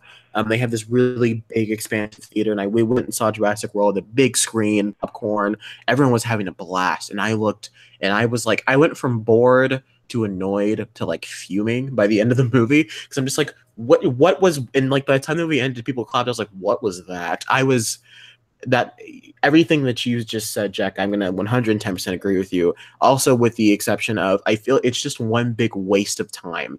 No one there is, with the exception of maybe Chris Pratt, because he just can do it. He can do it in his sleep. But like, sure. I feel like no one really wants to be there. I feel like there's hints of good ideas in that movie, and then it just gets squandered by I don't know if it's the lack of competency from Colin Trevorrow, or the fact the movie had like 9 writers, or the fact that they, for some reason, at the very last minute, decided to CG over all these practical effects, even though the one practical effect they have in the movie with the Brontosaurus looks fantastic. It's a great scene, but it's like 3 minutes out of an entire 2:10 movie. It's just a bunch of schlock. And it's awful, man. It's terrible.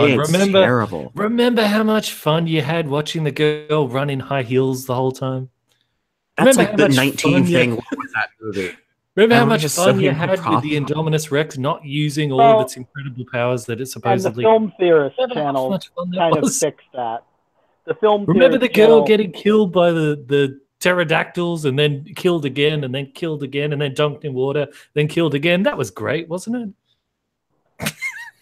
It was fun. It wasn't justified, but it was fun. Yeah, sure. Yeah, okay. Look, it didn't have many iconic moments like Jurassic Park did, but I'll tell you one thing that I did really like about it was after the trailer came out and Chris Pratt that bit where he runs in and he puts his hands out to stop the raptors from eating that guy is like like what are they called, zoologists or whatever, zookeepers from all around the world started doing that pose. With all these different animals, they started doing the Chris Pratt pose. That was really good. Like I certainly enjoyed that about the movie. It created a meme. Yes, it's very nice. Yes, that's right. And the meme is more memorable than the movie, but I still enjoyed it. What I will say, Geahk, how are you looking forward to the Fallen Kingdom? And I am because of who's directing it, because I have a lot of faith in J.A. Boyne. Yeah, I can't remember his last name. I don't know if you've seen A Monster Calls, which is a great film with Sigourney Weaver and Felicity Jones. He did that when he also did The Impossible with Ewan McGregor, and I believe it's Tom Holland's in it as well. So he's done some great work, and I'm excited to see him kind of take a step to the forward. And from what I see, I'm not familiar at all with his previous work, and I'll really just keep it to what my feeling was seeing the trailers, in big screen. Like I just recently saw I think it's the most recent trailer when I saw Infinity War, and there's a moment in the trailer where it just sort of breaks for me. Like I'm like, oh, this feels interesting, this might be going somewhere. And then I forget what it is. It might even just be the part where there's dinosaurs just like tumbling off the edge of the cliff or something. And there's just this moment where I'm like, oh, this is a comedy. There's like, I'm not seeing anything that feels like I'm in danger. It's like, oh, now we're having, pratfalling dinosaurs. I'm just not sure. I mean, I guess what I'll do is I'll take a look at his previous films and see what I think of those. But I don't have a lot of trust in the sort of Hollywood mechanism behind the way these movies get built now. It seems like we're in a phase where everything is kind of just recycled plot. I don't mean to interrupt you, Jack, because you're making good points, and I agree with you. But we've got a traitor in the comments. I don't know if you're paying attention to this, Bandit. I'm adding more Jeff Goldblums to the streams. So. Just a few more Jeff Goldblums for the road. Just one more. Here, let's look at this one. There's Jeff Goldblum with a gorilla. Isn't that wonderful? All right, I'll stop now. I just had to have a few Goldblums for the road there. I'd like to introduce my wife. That's a great impression, Jack. Wow, that's well. I do. Well, look, I just have one last thing to say about Jurassic Park, and then we better get into listener questions. Okay. Because they're scrolling up, and it'll be hard to find them if we leave it too long. Let me ask you this, Jack. Since you've seen the movie most out of all of us, I've always wondered, because there's the sick Triceratops part. And Dr. Sattler is like, maybe it's because it's eating these berries it's not supposed to. But then after she shoves her hand in the big pile of dung, she's like, yeah, you're right. There's no trace of berries in there. Why was that Triceratops sick? Is she just doing the Vice Admiral Holdo thing and not telling us? Or is the reason the Triceratops was sick because it was changing genders? I thought that's what it was. I thought that's what it was. I thought it was going through some metamorphosis. Yeah. I think that's a really great theory. I hadn't thought of that, but that is a really excellent theory. And they mentioned something. They mentioned something about like every 18 weeks or something. So maybe it shifts back and forth between being male and female, so it can breed during breeding season or whatever. That's the only explanation I can. I don't recall anything about 18 weeks, but I do. That does really fit with the idea of the movie. Everybody's familiar with the two seat belts, right? In the helicopter. That yes. The movie is sort of. So Alan Grant can't figure out how to buckle his seatbelt, and so he solves it by taking two female ends of the seatbelts and tying them together, which is a reference to the whole problem with the rest of the movie. That's genius! Wow, God, that's almost. That's great. That's awesome. You caught me off guard there. You know. Come to think of it, there's actually a lot of kind of unusual sexual undertones to some of Steven Spielberg's movies. You might not think so, but here we've got the two female belt buckle thing going on with Jurassic Park. We've got the whole thing of Back to the Future, where his mom falls in love with Oh him. yeah, I with his think mom. Yeah, That's not Spielberg's. Spielberg. That's Zemeckis. That's Zemeckis. I don't care. I'm still counting it. We had this conversation 2 weeks ago. Yeah, we did. You're right. Way to just ruin my theory, right? But Trey, did you ever consider? I was trying to make a joke and you just ruined it. Did you ever consider that? Huh? Did you? No. Shame on you, Trey. I was trying. Here was I trying to. Why don't you go back to your Jeff Goldblum? The adult are talking. Here Anyways, was I Jack. trying to paint everyone's beloved Steven Spielberg as some kind of pervert, and you just ruined it with reality. Ugh. Ugh. Okay. Tell you what, Bandit Jack, let's jump into listener questions. We can talk about Jurassic Park for like 3 hours, but let's just jump to listener questions. Do you want one more Goldblum for the road? No, sure. While I sing, I'll sing the intro. You can put on the Goldblum meme. All right. All right. Let me find a good one. All right. That's a good Goldblum. Excuse me. I'd like to ask you a few questions. There, that's all I got. Did you find it yet? Oh God! All right, yes. Hang on, let me just share screens. Shall we vamp more? This has been a very interesting chat today, by the way. Oh yeah, yeah. I Look can't at that wait to read it later. Oh yeah, that is one sexy man. Look just at that. pure, unadulterated manliness. Wow, that's really quite something. They're talking about in Jurassic World: Fallen Kingdom, they're going to do the crossbreeding dinosaurs with humans. Got a crossbreed one with Goldblum. Check that out. Yeah. All right, I'll stop now. Okay, listener questions. Thank you, Jeff. Thank you. My God. Okay, listener questions.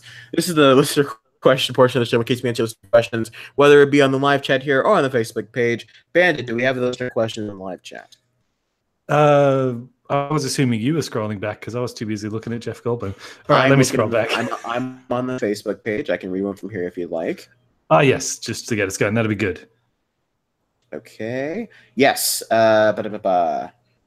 Which Mersault Films says, which films other than Tarantino's you think have the best soundtracks? Not scores, but soundtracks. Well, I think lots of people responded pretty favorably to the Guardians of the Galaxy soundtracks, and I feel like those were really built into it. Those were movies that were meant to be good soundtrack movies. Yeah, that's absolutely right. I mean, we talked about maybe it's a couple months ago of that great moment when Star-Lord plugs in Awesome Mix Volume 2 and Mountain High Enough plays, and it's kind of this really nice emotional apex that makes me get emotional every time I see it. Sure. Do you ever just have quick tangent? Do you ever just have those moments where every time you watch it in a movie, it chokes you up, Jack? Do you ever just have those moments? Absolutely. There's so many movies like that. I mean, I'm going to be super cheesy here and show my age, but I saw Terminator 2 in the theater, and when Arnold is going down into the molten steel and he does the thumbs up gesture, I can't help myself. Yeah. It's so cheesy and so guy bro-ish, but I love it. This is a moment that it's a great moment that a lot of people talk about, but every time in Empire Strikes Back when Luke's hanging off the tower in Dagobah and he calls to Leia, like he first calls to Ben and then he calls to Leia, and we pan to Leia and the Falcon and the Force theme kicks in right there, and she's like, we have to go back, and like Chewie's like, let's go back, and that moment, every time I watch that moment, and just thinking about it, I get so I get so emotional. It's such a beautiful moment. It's just mwah. It's like the apex of Star Wars for me. That moment is Leia, hear me. Sorry. Quick side tangent. Bandit, did you have an answer to the question, the soundtrack question? Well, no, because I was scrolling through looking where the questions begin. I found them now. So the question was, what's your favorite soundtrack? Yes. I think my favorite soundtrack is actually from, what is it? I think it's actually from the first Terminator movie. And it's not the main theme. It's actually just whenever Kyle Reese is looking around, it's a brilliant, memorable piece of audio. Actually, no, I'm thinking the wrong bit. Good. All right, let's Does say that again. score though? Does that count as score? No, or... I was imagining the score in the wrong movie. This is actually from John Carpenter's The Thing. I don't know why I thought it was Terminator. Oh, right. John Carpenter's The Thing. The soundtrack for that is incredible. You watch the opening credits, the soundtrack, it just gets stuck in your head. You remember it forever. It goes like this. Dun dun. Dun dun. Dun dun. And that's it. That's it. That's the soundtrack throughout the whole movie. It's just dun dun. Dun dun. And I was like, how is that even a soundtrack? But it kind of works. I want to put in an honorable mention for Stand By Me, which has a very 1950s soundtrack. And it's one of those movies that made I didn't really grow up listening to, oldies or 50s music, but every one of the songs that were in that movie ended up being pretty iconic for me. And it's hard for me to think of a scene in that movie without also thinking about the music that's playing with it. Yes. Okay. I agree. I'm sorry. I was reading. Yes. Ben, do you have a question? I think we're all looking at I can start with the questions in the chat. Did you have any more on Facebook? Yeah. I have another one on Facebook I can ask here, but while we can switch back and forth here if you like. Why don't you go ahead and ask one in the chat? Okay. Well, the Mr. Pete channel says, question, are you guys aware that Jurassic Park inspired George Lucas to make the Star Wars prequels? I was not aware of that. Oh, no. But it wouldn't surprise me. I mean, George Lucas and Steven Spielberg are friends, and the dates do kind of line up. It was probably a technology thing, I'd imagine. Like it's like with James Cameron and Avatar. Like once he saw Gollum, he's like, I guess we can do Avatar now.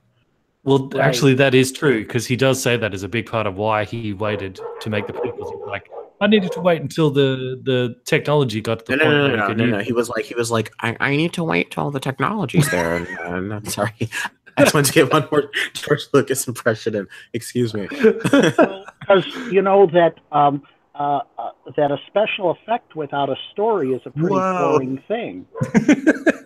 Whoa! It's stylistically designed to be that way. We can't undo that, but we can change the effects. It has to rhyme, and Jar Jar's the key to all of this. He's the funny guy in this. He's a funnier character than we've ever had before.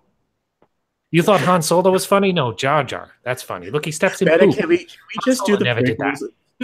I'd much rather do the prequels of the Star Wars Holiday Special. Well, we will do the prequels, but we have to do the prequels in the lead up to Star Wars Episode 9. Oh, it's another year and a half away. Yeah, exactly. All right, fine. All right. Matthew Mann says, do you guys like Cinema Sins, Cinema Wins, JonTron, and the Angry Video Game Nerd? Yep, I like Cinema Sins, Cinema Wins, and the Angry Video Game Nerd. I know of JonTron. I've never really watched his stuff before. How about you? You guys, you know them? Jack, why don't you go first? Why don't you go ahead? Well, I've watched all of them. Probably Cinema Wins the least. I like Cinema Wins because I do like positivity. There's very little that I agree with, for instance, Bob Chipman on politically. But one of the things that I love is he has the sort of really that good series of movie reviews where he just talks very positively about movies. I like Mahler's recent what was it, the Immeasurable Praise or whatever he did for Infinity War. So Cinema Wins sort of gets points just for being a very positive channel. I enjoy that. I think that YouTube is really filled with negative criticism, so it's cool to see that sort of some of my most popular videos are me just ranting about how much I hate Game of Thrones or how much I hate women in Star Wars, or like they get huge amounts of views. But I do like that with Cinema Sins where the views are. Yeah, well, it is funny with Cinema Sins and Cinema Wins. The Sins one has like 10 times as many subscribers because negativity seems to work really well on YouTube. Oh, absolutely. How about you, Trey? You familiar with those guys? Okay.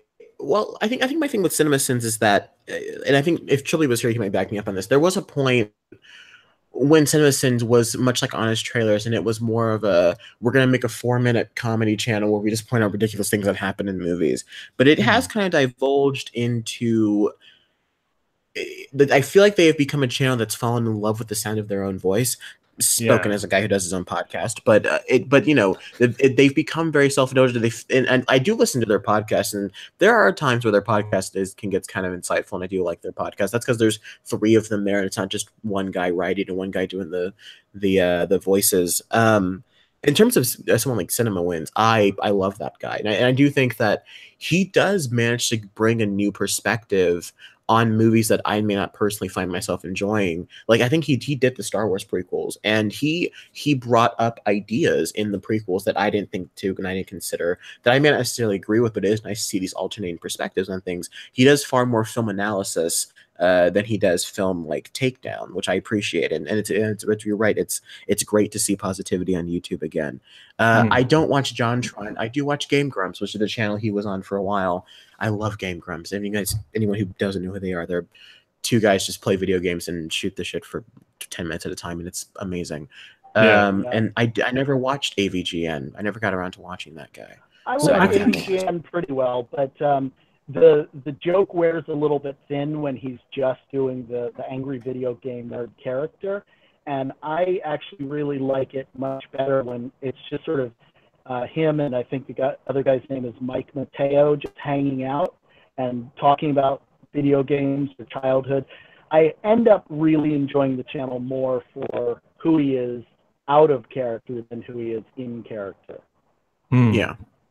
I do find with a lot of YouTube channels, like, you sort of go through phases where like you watch them tons, but then you move on to other stuff, and you still subscribe to the other ones and you still like them, but you just kind of don't get back to them. But then suddenly you will get back to them, and like that's sort of cinema sins for me. I haven't actually watched any of their stuff in a long time, but I'm still subscribed. I think I don't remember seeing videos in my subscription. But never hearing them on the show. That's how it happened. And therein lies the pressure of being a YouTuber. You're like, oh, I gotta stay relevant. I gotta do something, or the algorithm will forget me. The algorithms. Yeah. That was a great question. Great question. Who asked that question? I can't. Yes. Matthew Mann. Regular listener. I remember Matthew Mann from our last live stream too. Yes. So do you want to I have read another the question Facebook here on one? Facebook. Yeah. Justin Huang on Facebook. I believe I pronounced that right. Justin Huang. Huang, Bandit, not Wang. Don't make fun of the man. Okay. Hang on, I'm going to go to Google Images. No. Oh, Jesus. He asks on Facebook, streaming or physical disc? I love collecting Blu-rays for their picture quality and sound, but streaming is consumer choice these days. So which one do you guys prefer, streaming or physical disc? Anything that means I don't have to leave the house, I usually prefer that. So that's fair. Yeah, streaming's just. I have a very, very small DVD and Blu-ray collection, but when I want to own a movie, then I'll get it on Blu-ray, because I do really like digging into the special features and everything else. I like the higher quality. Streaming is really a very temporary thing. I only ever rent things streaming, or watch it on a totally legal streaming site. And Netflix it, yeah. Right, Chappie, yes. And so it's usually a movie that that I've already seen more than twice that I'll actually buy, and I'll always buy it on physical media, because the experience, I grew up in a time when I would go to record stores and CD shops and stuff. So, I still have a lot of... I love that we've got someone on the podcast who's older than me. Normally I'm the senior gentleman of the podcast, but not this time. I'm the young gun. Hooray. Yeah, indeed. So it's just, for me, it's a nostalgic experience. Like, oh, there's a movie I definitely want. Of course, there's no such thing as a dedicated music shop anymore, but that used to be a really great experience to, get on the bus, trek halfway across town. This doesn't sound fun, but it really was. No. I remember doing it, yeah. I would say that... hello? Yeah, I'm still here. Sorry. You still there, Jack? I cut out for a second. Yeah, go ahead. Jack kind of cut out for a bit. You still there? Yeah, he's there. I hear him. Cool. Sorry, the quick little hiccup there. I think things like Netflix and other streaming sites have provided a nice way for movies to come out direct to DVD without them necessarily feeling direct to DVD in a sense that makes sense. Like a movie like Gerald's Game is a really interesting and I think well put together horror film on Netflix from Mike Flanagan. Something like Hush, but if you're going in Walmart or some other restaurant, some other supermarket, and you see in the DVD section, oh, new straight to DVD movie, you're not going to go and buy that one. But then again, a film like Blade Runner 2049, or something that is expansive, something that would look gorgeous on a kind of a 4K television and with the Blu-ray quality, I think it's something physical media does usually look better than what they can do digitally, and that can usually be applied to whether it be Blu-rays or shooting on film. I mean, film purist. Physical media is usually better. I think it's usually the way to go if you can afford it. Well, there's also something nice about just having that shelf that says like, yeah, you want to know what my favorite movies of all time are? There are these 15 films that I think are worth actually owning, Yes. I'm looking at a shelf of movies and books right now. In fact, I have the poster of Dunkirk next to me, next to a pop figure of Orson Krennic from Rogue One, followed by a screenwriting book, season 1 of Game of Thrones, and then the entire Harry Potter series. And that's my shelf. Yeah, and plus when you got to have something for when the internet drops out. So yeah, you got to have. Few DVDs. When you don't want to have the you gotta- bandwidth riots, aka Ready Player One. Right, so we better move on to the next question. Thomas K96 says, question, do you still watch Gotham? Season 5 will be the final season. No, I don't still watch Gotham. In fact, I'm surprised that anyone is still watching Gotham. Final season starts soon enough. Yeah, I stopped watching that a long time ago. Why is anyone still watching that? Come on, there's so many other good stuff to watch out there. Did either of you guys watch Gotham? No, I watched it for a season. I think I watched the entire first season, and then I just didn't come back to it. Once Fish Mooney died, I'm like, oh no, not Fish Mooney. But yeah, no, but I don't know. I have no interest. It doesn't know what it wants to be, and I watch clips, and it still has no idea what it wants to be. Does it want to be campy? Does it want to be serious? A guy's face stripped off, but then it also plays campy music while it happens. So and the penguin never said the penguin eats the fish, which is what everyone was waiting for in that show. When Penguin overthrows his boss, Fish Mooney, he'd be like, the penguin eats the fish. Never said the fish to the missed penguin. Opportunity. No, and then she comes back, I think, as well. Oh, yay. I will say, I forget what the kid's name is who plays young Bruce Wayne, but he does have a lot on his shoulders, and I think that the acting of that kid is really quite good, and I don't think, to the degree that show works, I think a lot of it falls on him. The girl who plays, young Catwoman is terrible, though. I'm not at all interested in what happens to them much beyond the first or the second season. I don't know. I just feel like there's only so many times you can look sad. You know what I'm saying? I don't know. And maybe I hear his voice got deeper, which is cool, I guess. But like, there are certain points I'm like, Jesus Christ, get the kid a tissue and tell him to buck up. Like, I get it. Like, I know his parents are dead, but come on, man. Like, honestly, you're awesome Cockney butler's trying to teach you how to fight, and you want to cry in the corner about your dead parents. Alfred was good. That's one thing I do remember about it, is that Alfred was really good. But you know what? If they finish the entire show, and we don't get at least one shot of Commissioner Gordon's mustache, total waste of time. Dude, that's the last shot. It's literally just it's Batman on the rooftop and Gordon like combing his mustache, and then he walks out and turns on the bat signal, and we see Batman in the sky, and that's how the show ends. Bet, I'm guaranteed. I'm not even joking. Remember how the Weekly Planet guys did that hashtag Mackenzie mustache? Yeah, and then that Halloween, he dressed up like the guy from Up. Yeah, he knew what he was doing. He knew what he was doing. He's not slick. We all caught it. Bandit, do you have the question of the guy that donated? I forget who it was, but donated. We'll definitely get to that. I don't want to scroll down, because then if I scroll up, I might miss it. So, but there's a special tab I can go to. But Do you want me to? I guess I can just keep going. Ian the Gamer says, question, have you ever taken such a big poop that it feels a little gay? Well, Ian the Gamer, yes, we here at the Movie Mania podcast like to apologize to the homosexual community in case we've offended anybody for taking about poops. No apologies. This is the no apology podcast. Well, I think, dude, if that happens, you should probably eat more green vegetables to sort of loosen things up a bit. Okay. Fiber, drink some coffee. Like get that cleaned out. I swear, Jack, we're not always talking like this, but I mean, I guess you're. Oh, you're, yes, you're you are. I listen. Yeah, so I was gonna say, you're an old buff fan of the show. You know, the podcast will divulge to get this place sometime. We did one time spend 10 minutes talking about Elizabeth Olsen, and that was not intentional. It just happened that way. It is always Bandit's fault, though.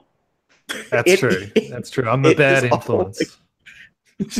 I love how some of the episodes like Bandit will come back and it's like they'll be like, oh, I missed the intellectual conversation between Trey and Trilby, and then Bandit will just jump in and say, so about these memes, and they'll just jump in with these memes. It's a nice balance. They provide a nice counterbalance. I have a question here on Facebook directed towards me. Should I read it here or should I answer it later? Yes, traitors. No, it's not mean. It's a genuine question. Oh. Sorry. I like it. You were so excited. Well, I'll answer real quickly here. Alice Flag on Facebook asked me, as an aspiring filmmaker, what exactly do I want to do? Do I want to direct? Do I also want to screenwrite and cinematography and all that jazz?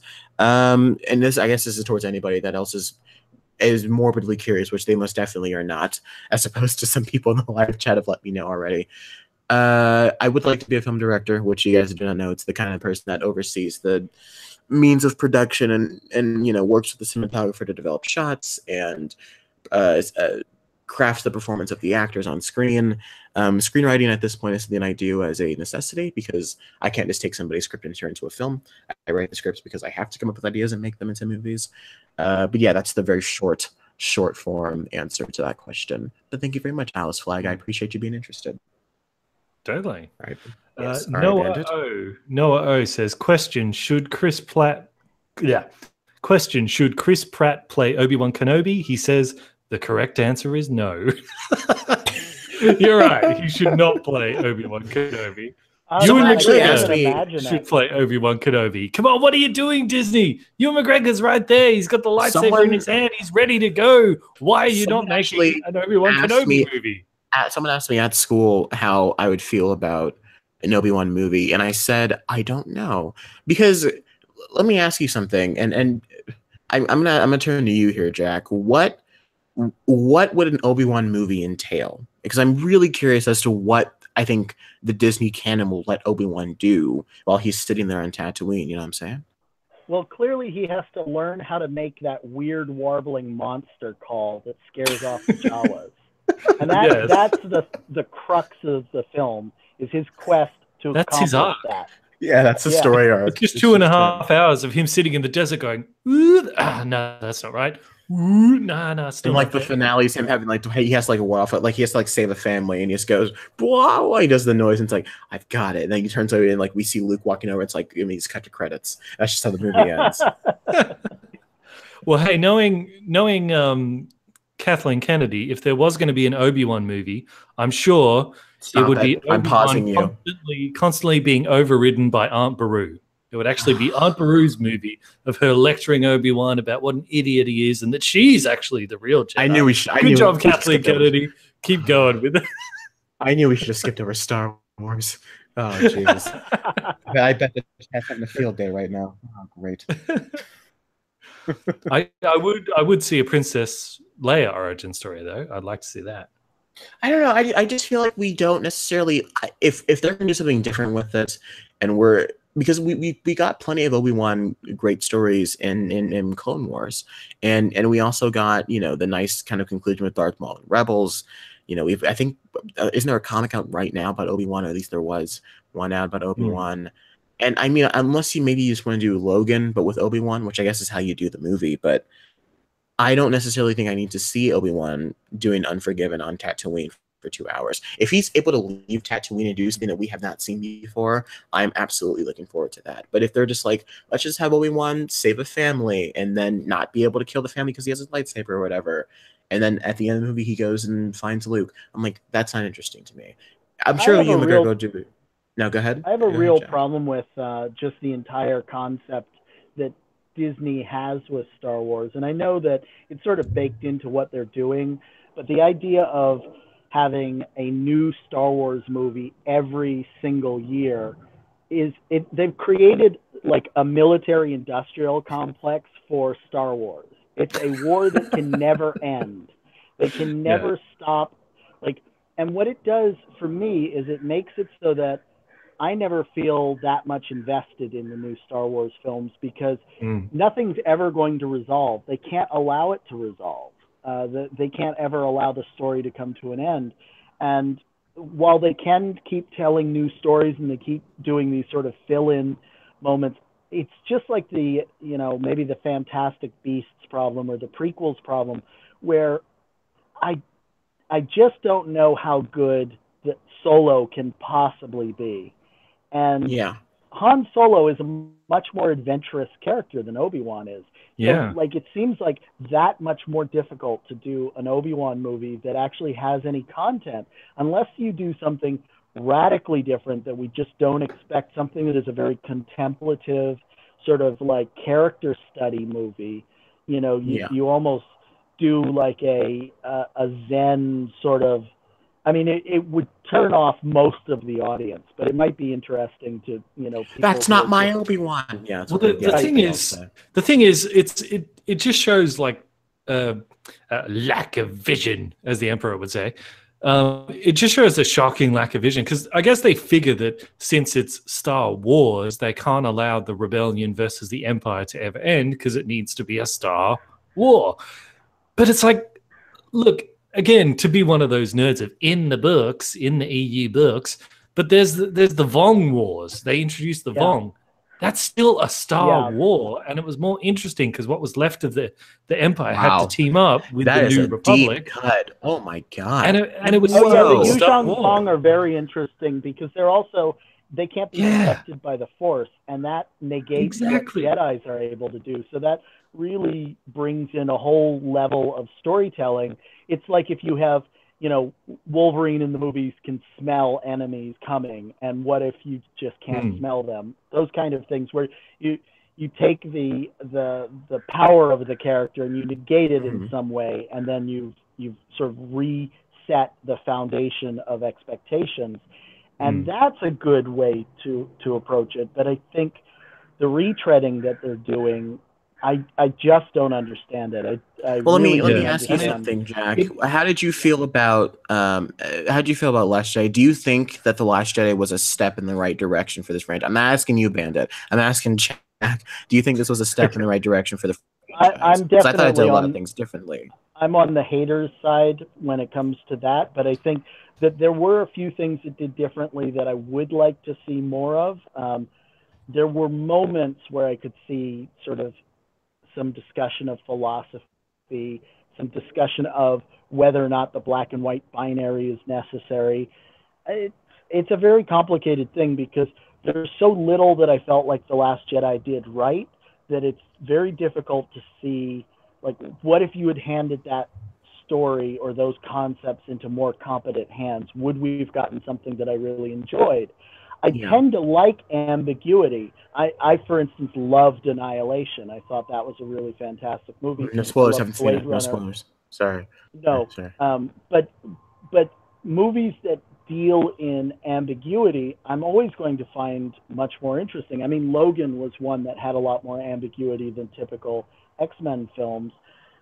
But I just don't feel any confidence that Star Wars or the team that is working on Star Wars right now has the chops or the capability. And it doesn't make sense to me because Disney has all the money in the world. They have all the access to every bit of creative talent there is. There's no real excuse for them to be this incompetent with it. Yeah, and especially considering that Disney is doing such a great job with Marvel, but they're stumbling with Star Wars. And it's like, I wonder why that is. I mean, What could it be? Maybe because a different person is in charge of it. Yeah, Bandit, I stop. don't know. Bandit. I'm cutting you off. Nope. We're not doing I'm we're just not, we're asking not questions. It's all right. we're not having this chat, Bandit. I'm not allowed in. I'm sorry. I'm cutting it off. Okay. The chat can hate I'll me for it say this. all they want. That's right. I'll put a lid on the sexism. No, Please. I'll say this though. Speaking of is that sexism, Star Wars the chat. definitely Should we doesn't get back have to a the Kevin chat? Feige. What was that? What was that, That's Jack? I couldn't hear you. Is that Star Wars definitely doesn't have a Kevin Feige, and I don't know if it ever did. I think the original trilogy is largely an accident. It's a beautiful, amazing lightning in a bottle accident, but there's not But that much. do you think per se that it needs a Kevin Feige? Because I don't know. I feel like it would be nice to have Star Wars be this nice expansive thing, and I think they're doing a fine job of it. Personally, I think the main saga films are I think they're quite great, but I think the idea of having Kevin Feige who would come in and turn Star Wars into the Marvel franchise, I don't necessarily want that, because that you run into the issue of each movie having this kind of same feel to it. Because say what you will about a film like Solo does look different than what we got with something like The Last Jedi. Even though The Force Awakens and The Last Jedi are sequels,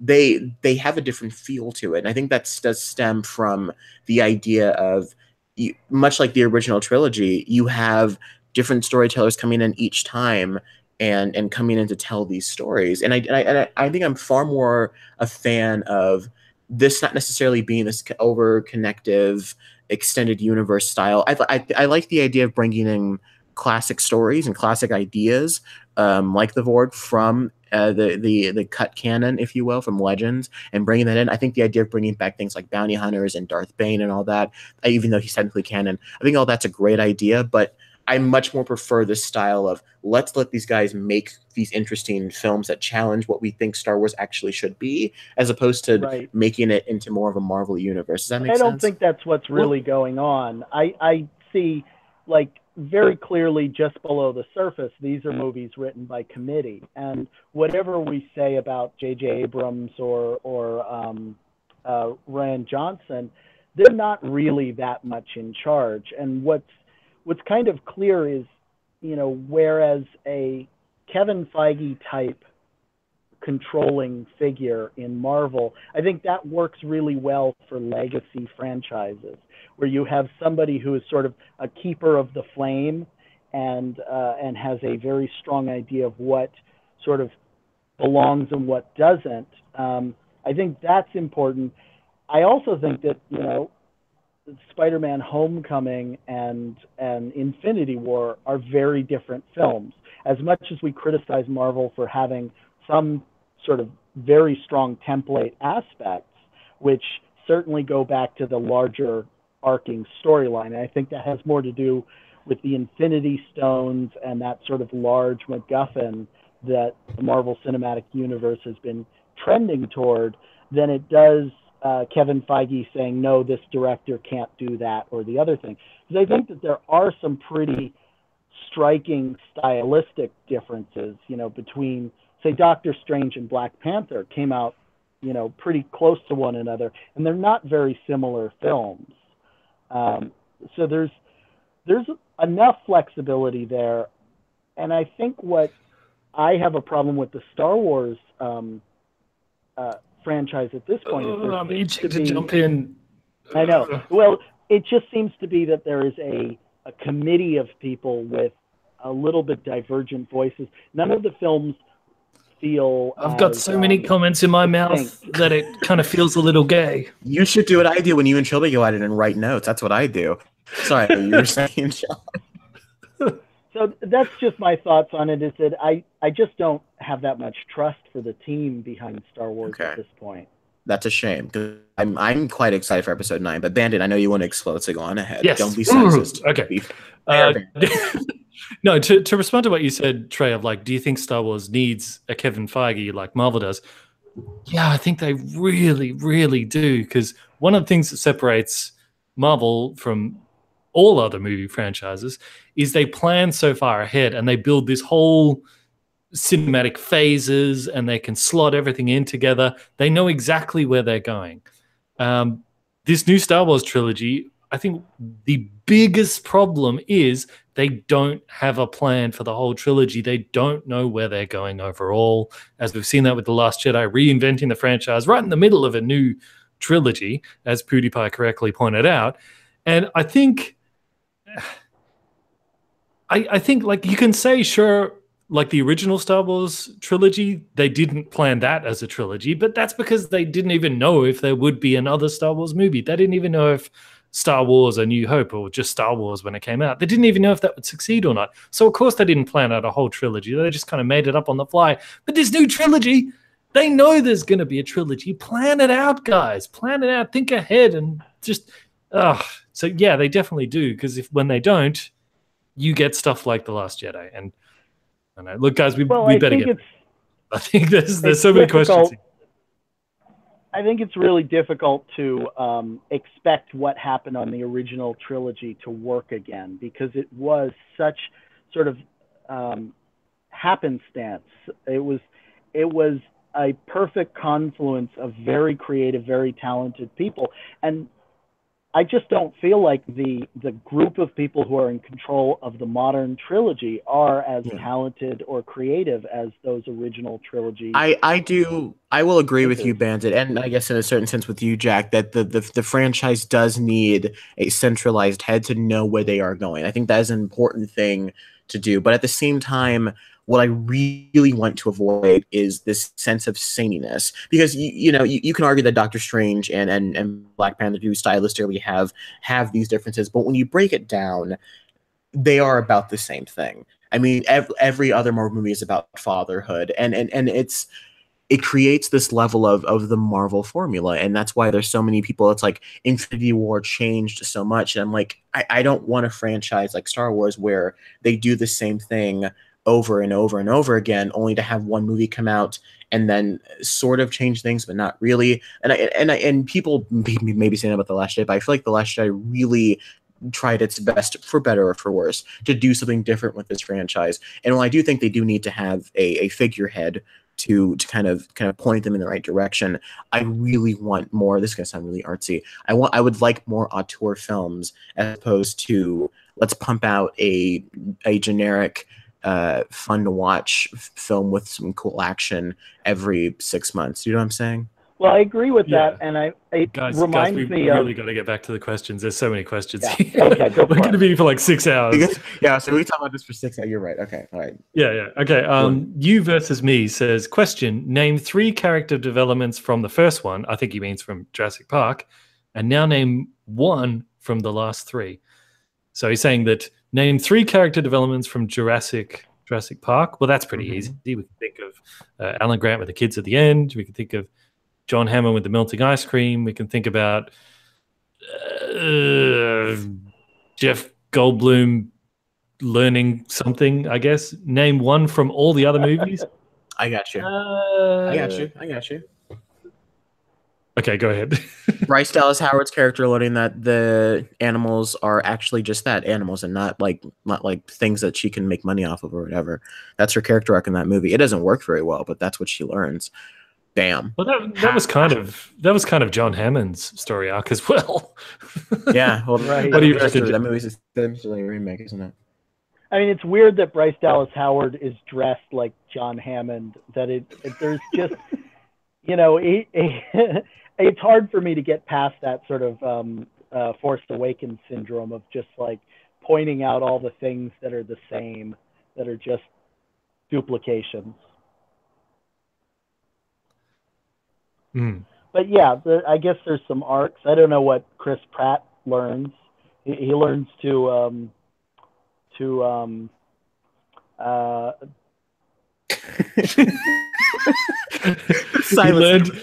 he learned to be more Prattish, I guess. Yeah. He didn't learn anything. he learned to be more trying to get the next Indiana Jones type movie under his belt. I know. He learned not to trust military guys. Yeah, because remember Sure. that what's the name was like, let's turn the raptors into drones, and he's like, I think that's a bad idea, and he turned out to be right. So I guess he didn't really learn anything, did he? No, he didn't learn anything. All right, let's move on. Now we've kind of already answered this with the big Star Wars tangent we did, but we'll just touch on it closely. Mark Palooza says, question, do you think the Star Wars franchise is truly on the decline? I mean, The Last Jedi is showing something, and the backlash and financial blunders must mean something. Now, we kind of already addressed this, but he brings up financials. If I may, before you jump into your ridiculous math, Bandit, if I may, I think this does depend. It's well proven. I think it does depend on whether or not you like The Last Jedi as a movie, whether or not you think Star Wars is on the decline. And in terms numbers don't care about your feelings, Trey. And once again, as Bandit and as me and Trilby have declared to you, Bandit, if you make a sequel to the biggest movie of all time, it's going to make less money the second time around. That's just how it's going to work. Yep. And if The Force Awakens did $2 billion, Last Jedi is also going to do $2 billion. And as I've pointed out many times, if each movie you make makes half of what the one before it made, you don't have to be a bloody economist to figure out not a very good strategy, you know? Episode 9 is going to make $700 million. It's going to hit $1 billion. We really don't. We won't have an answer to this until after Solo. And if Solo does significantly worse than Rogue One, then maybe we start to see a real serious trend. And I'm really curious to find out what the tickets are going to be for Episode 9. It's tracking at about 155 here in the States. That's what on the weekend, the opening weekend, it's tracking at 155. It's making 40% less of what The Force Awakens made at this point. And considering the terrible Rotten Tomatoes score and the amount of people who are just saying... audience Rotten Tomatoes score, which I do not trust. And taking into account all the amount of people who are just like, I just don't feel excited for the next one, like me and many other people as well. And you factor in also that, and you factor in also that Star Wars is not taking any responsibility for any of the missteps of the movie, and they're instead blaming the audience that you must be sexist if you don't like this movie. Yeah, good move, Star Wars. Remember when the Ghostbusters remake did that? Remember how that ended? That's going to be you. How dare you compare The Last Jedi to the Ghostbusters remake, Bandit? We'll fight. This will happen. Well, they're making the same mistake as the Ghostbusters remake. They're not listening to what the audience wants, and they're just pushing ahead, and they're insulting any of the audience members. Well, fine. If you want to insult the audience members, that's fine. If you don't want my money, I won't give you my money, Star Wars. If you think you could do without the hardcore Star Wars fans, well, all I can say is good luck. We'll see you on the way down. I mean, I'm sorry. I kind of have to agree with Bandit on this. I know it's not great to hear, but I'm not excited for Solo at all. It does not look like a very good movie to me. And, the trailer is sort of cutting around Alden Ehrenreich's acting. I'm using air quotes you can't see. Is concerning. I mean, it means that they know that they've got a guy who's not doing a very good job. And I think that's going to show up in the movie.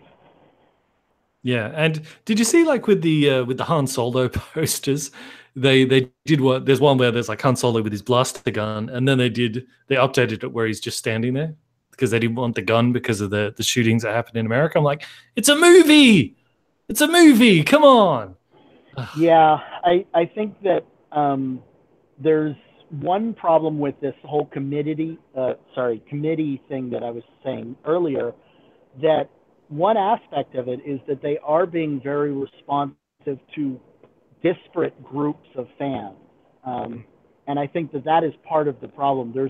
There's a fractured sort of focus on the movies themselves, and then there's a fractured focus in terms of the feedback they're trying to get from audiences and then respond to.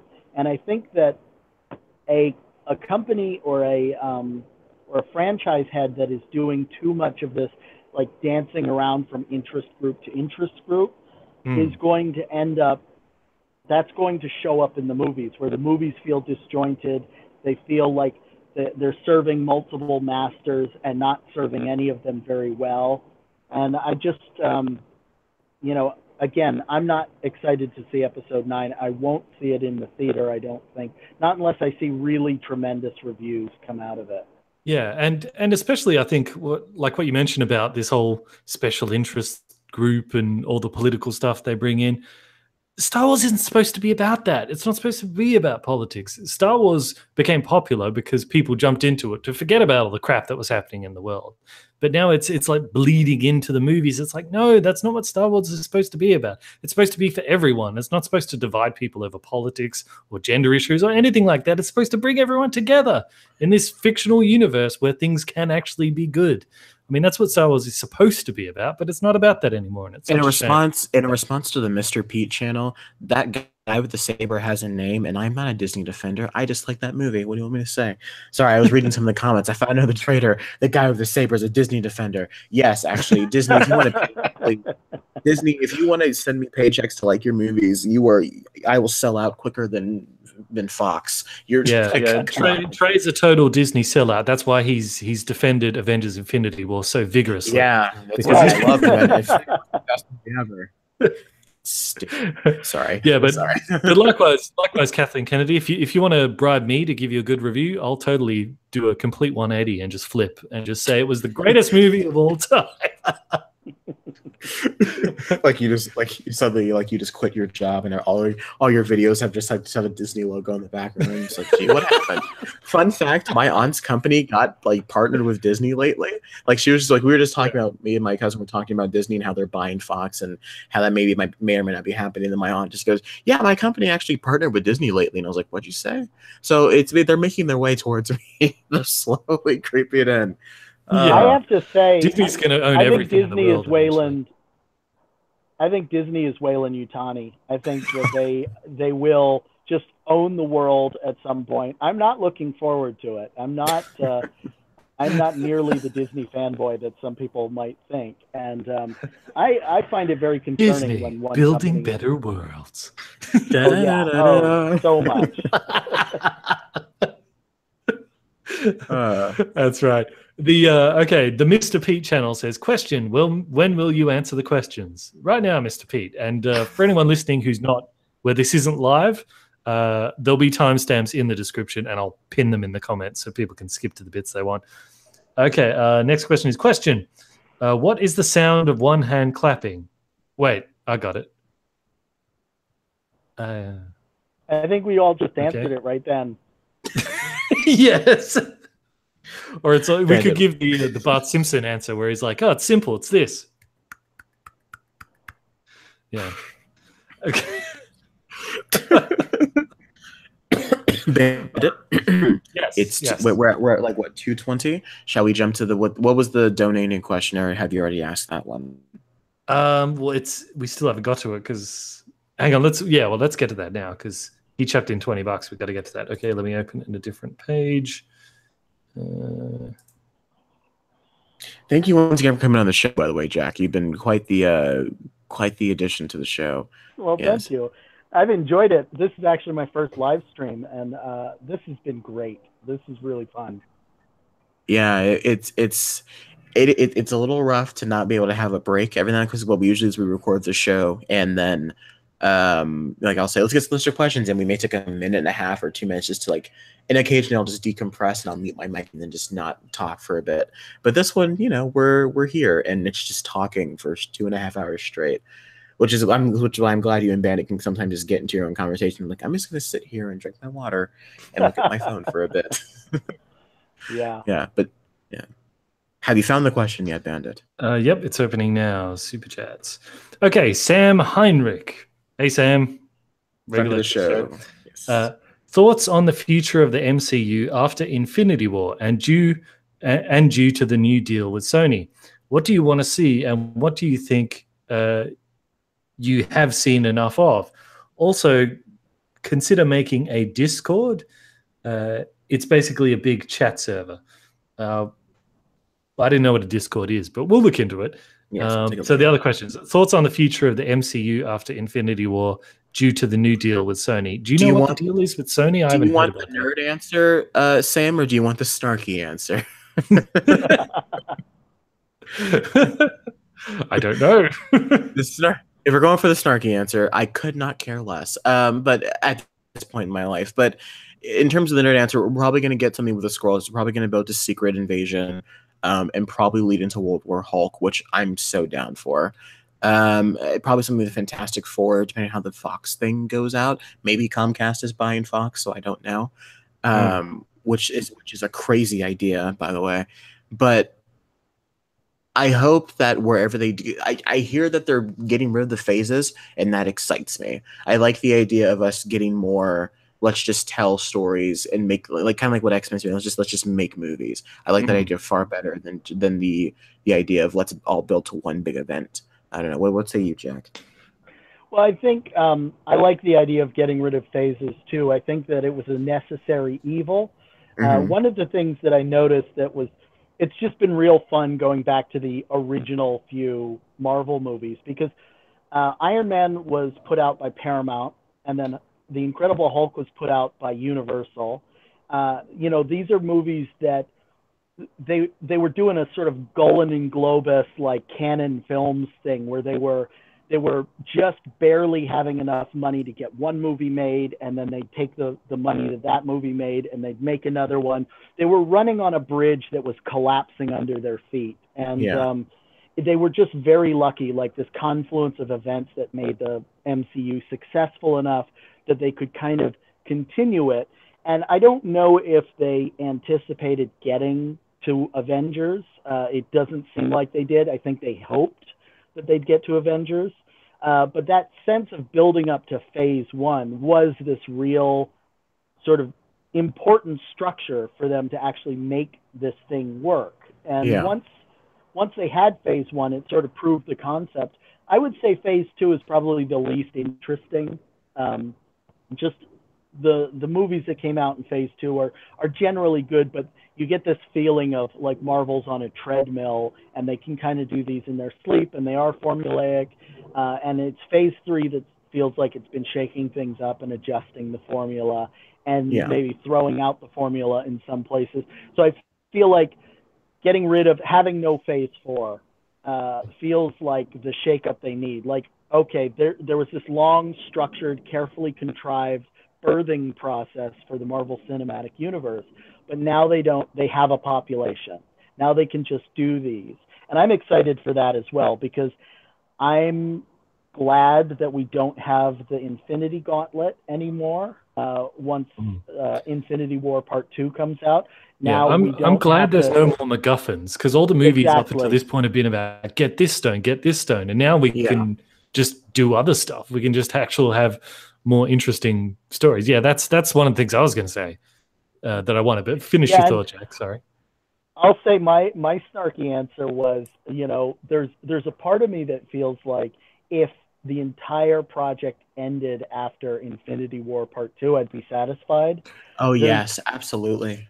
I have a big part of me that likes the ending of a story. I like things. I don't like TV shows that go on forever. I like an arc that works itself out, has a beginning, middle, and an end. There's people who want more and more and more of this thing that they like. And I'm very much I want to get to the end of the meal, and I want to be satisfied. I never wanted a fifth season of Breaking Bad, for instance. I was satisfied after 4. Fortunately, the fifth season was good, but there's that kind of thing, that there's part of me that would just like to see this wonderful experiment enshrined in a glass case and hung up on the wall and say, well, that was a neat thing that we did. Let's start doing something new. Well, I think the compromise there might be getting more complete stories with each individual film, because I think something like the X-Men movies, again, I think is a nice example. You get a movie like, whether it be X-Men 2, or which tells its own complete story in its own set of universe, or something like X-Men First Class, which I think is like the prime example of a superhero movie. By the way, it's like Avengers, Dark Knight, and First Class for me are like my 3 like granddaddy superhero movies. And I'd like to see something more like that from Marvel, as opposed to, like you said, Bandit, trying to get the thing or trying to build towards one giant thing happening. Side point, by now, some of the listeners are going to bed because it's getting late. So good night, guys. Thanks for joining us. We appreciate it. And if we didn't get to your question, we'll punch through them all, and you can listen back later if you got to go to bed now. So it's all cool. But my section that I was going to answer, I was going to say, it's funny because like, what have you seen enough of? I sort of talked about this last week, so I don't need to go into it all again. But the whole sort of Marvel format for solo movies always seems to be the same. I'd like to see them break that. You mentioned a bit about that, Jack. I'd like to see them stop doing death fake outs for the heroes, stop killing the villain at the end, stop having the MacGuffins, and I'm sure they will. But what do I want to see more of? That's the interesting part, because for so long with Marvel, I've always been saying, I really want to see them go out into space and get all these weird, crazy aliens and all these amazing cosmic stuff. We have that now. I've been saying for a long time, like, I want to see like cool mix-ups of different teams. I want to see like Thor with the Guardians and Iron Man with the, and now we're getting those. So I've got a lot of the stuff. So now I'm sort of thinking about what would I like to see now?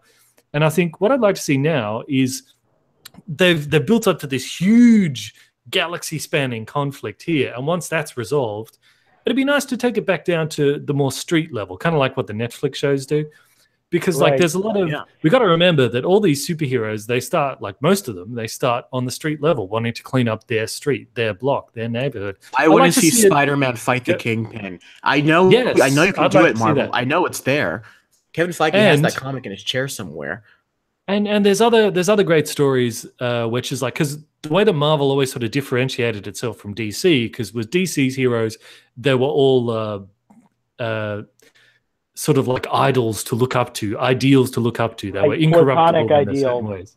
Yeah, but Marvel's characters were more humanized. Like, I'd like to see, now that we've had this big galactic spanning, I'd like to see it taken back more to a personal level. Like, for example, there's a comic book story arc where Iron Man becomes an alcoholic. And sort of like the villain he's trying to beat is his alcoholism. I'd like to see something like that. I mean, that would actually work with all the stuff that happened with Tony Stark in this. Well, so, I'd like to see more.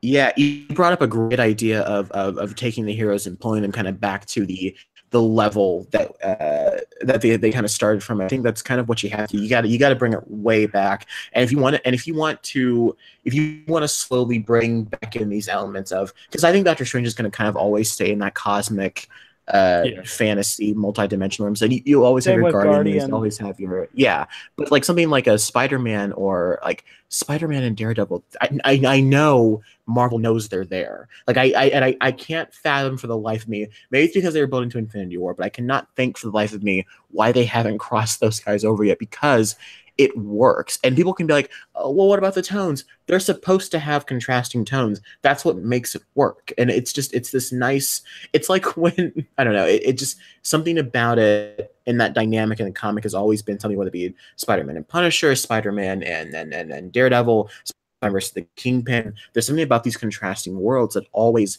I thought, worked very well, but that's just how I feel. Yeah, I think good question, Sam Heinrich, and thanks so much for the donation, mate. $25, we appreciate it.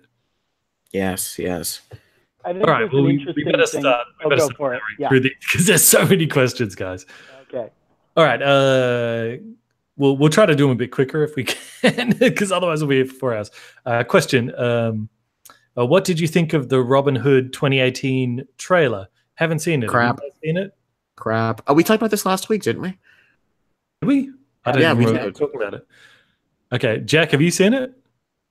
No, I haven't seen it. Okay, moving on. Yeah.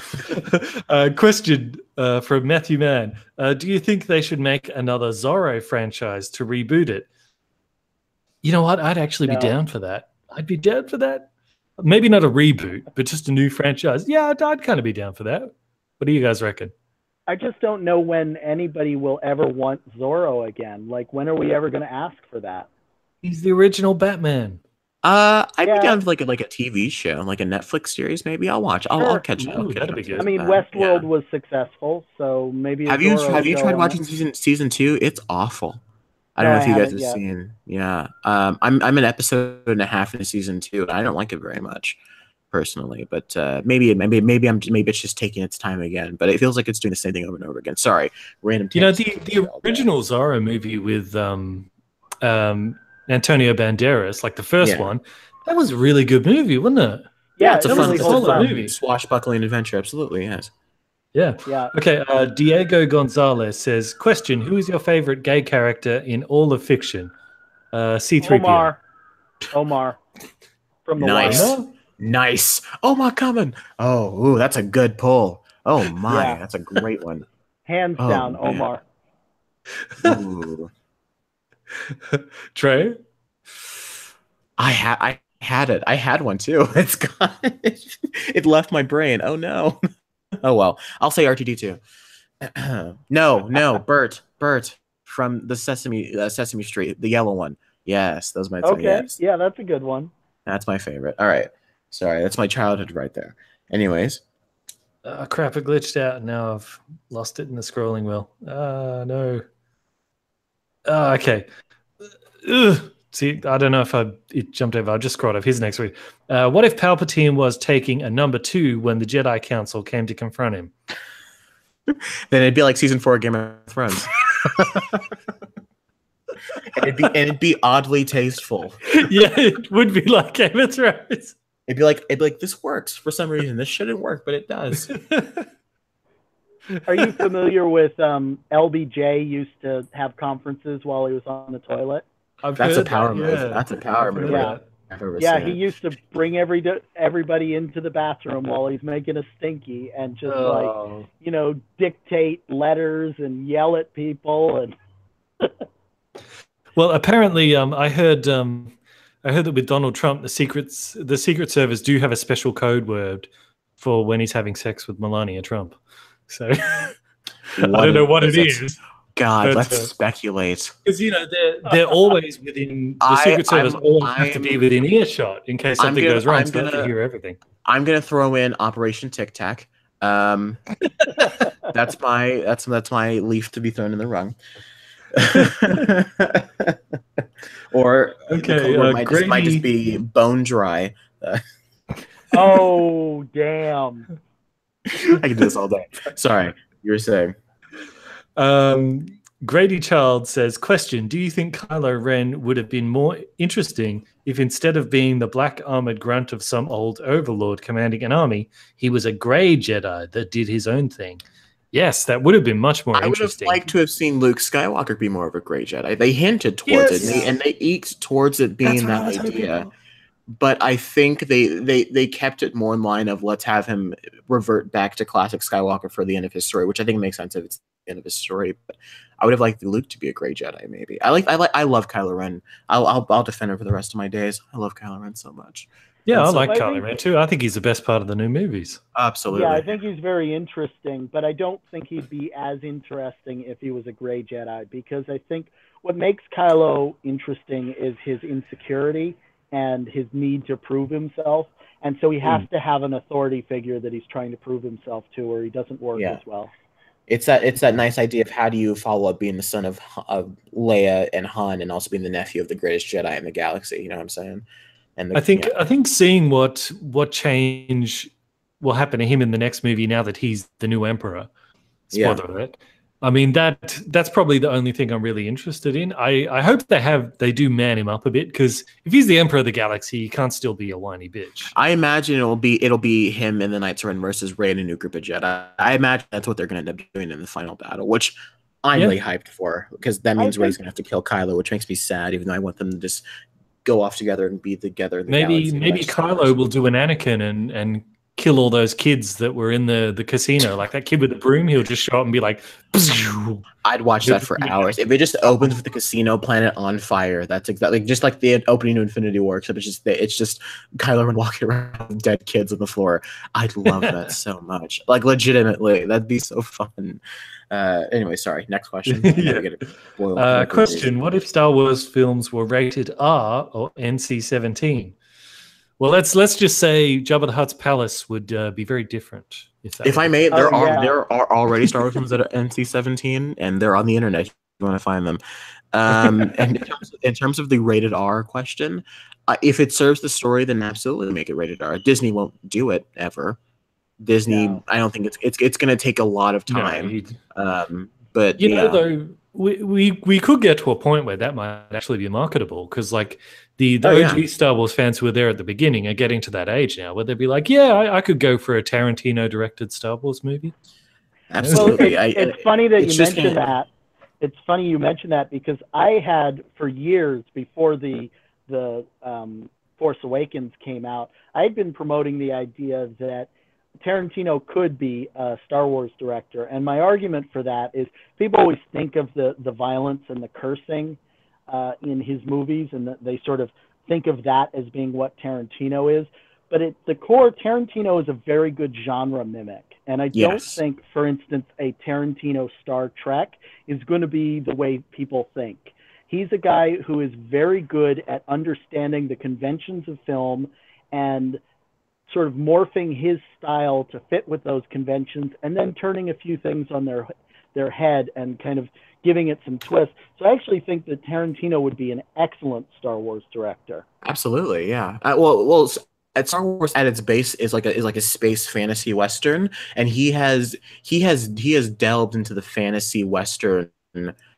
All his films are essentially high concept fantasy, just done in the vein of something like a heist movie or a western or a kung fu ninja film. Like he's tackled. You're right. He's absolutely morphed into all of those.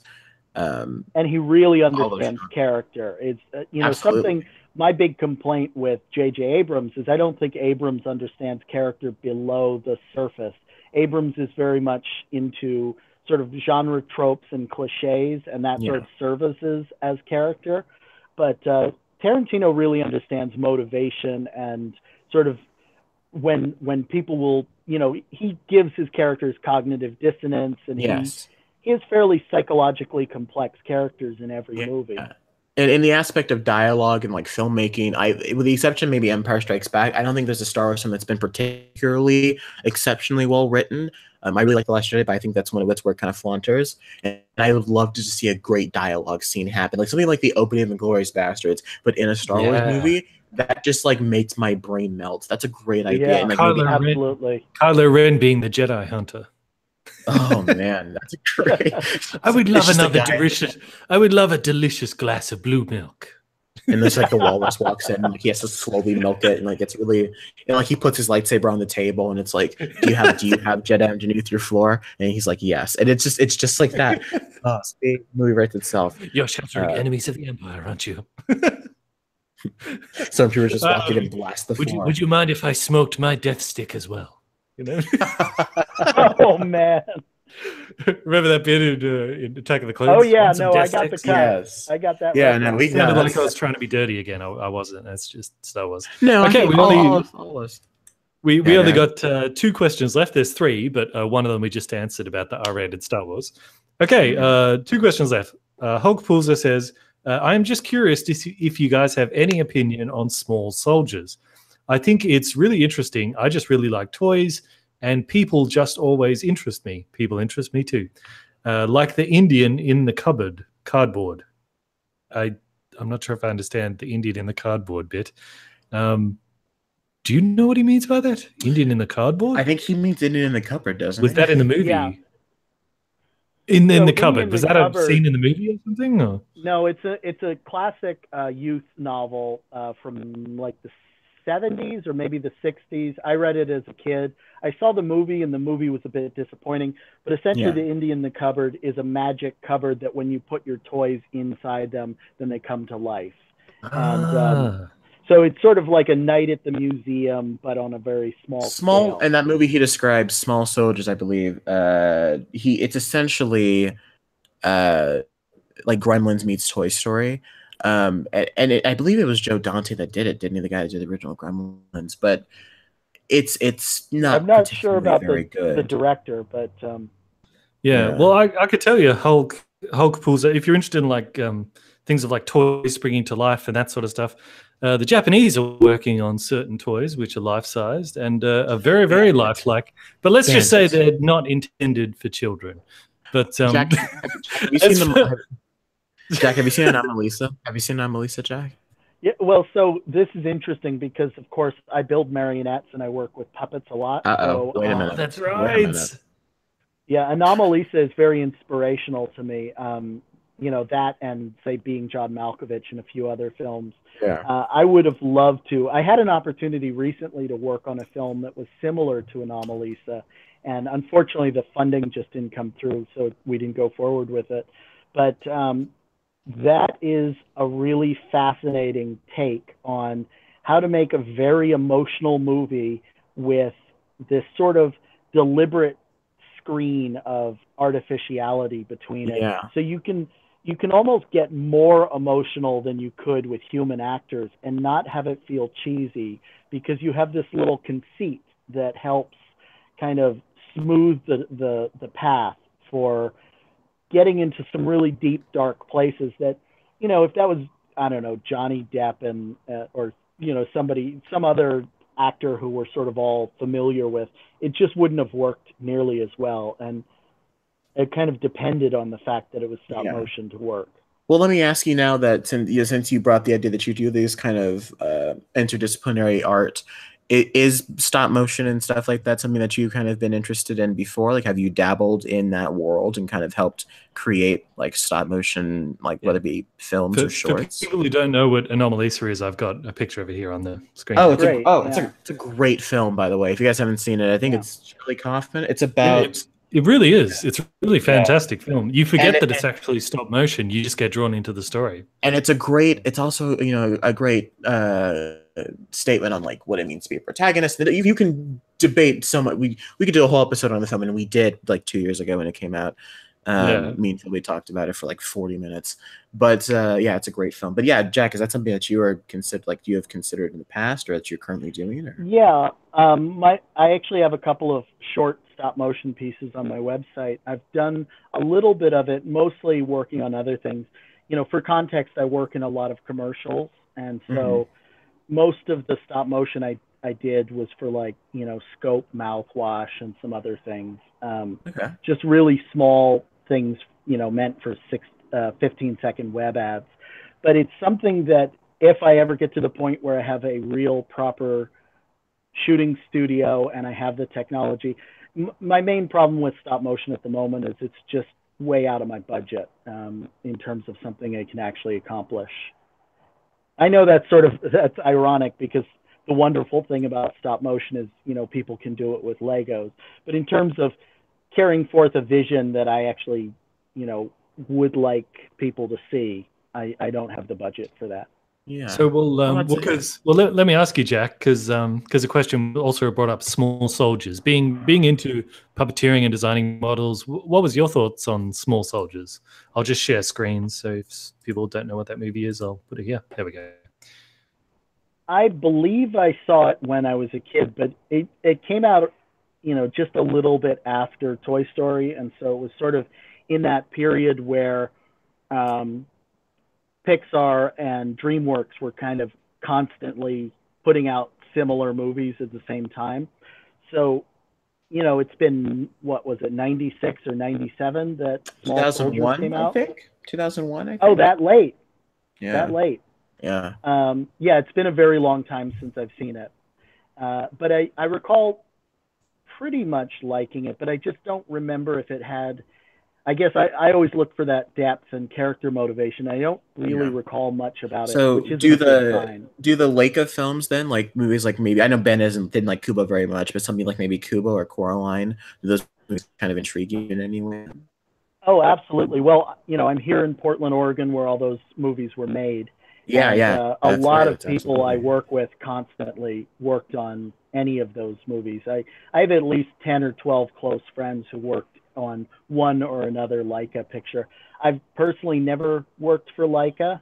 One of the things that Leica requires from people who work there is that they have to really focus down into one discipline, and I get very bored easily, so I'm just not the right candidate for Leica. I've interviewed there 3 times and never gotten a job, and it's largely because, you know, I've always sort of made it clear in interviews that I need to be given lots of different things. I'm good at a fair number of things, and most of the people who work at Leica, they'll work on the same pair of duplicate jeans for 6 months in a row, or they'll work on just hands, or they'll just do rapid prototyping, or just build furniture.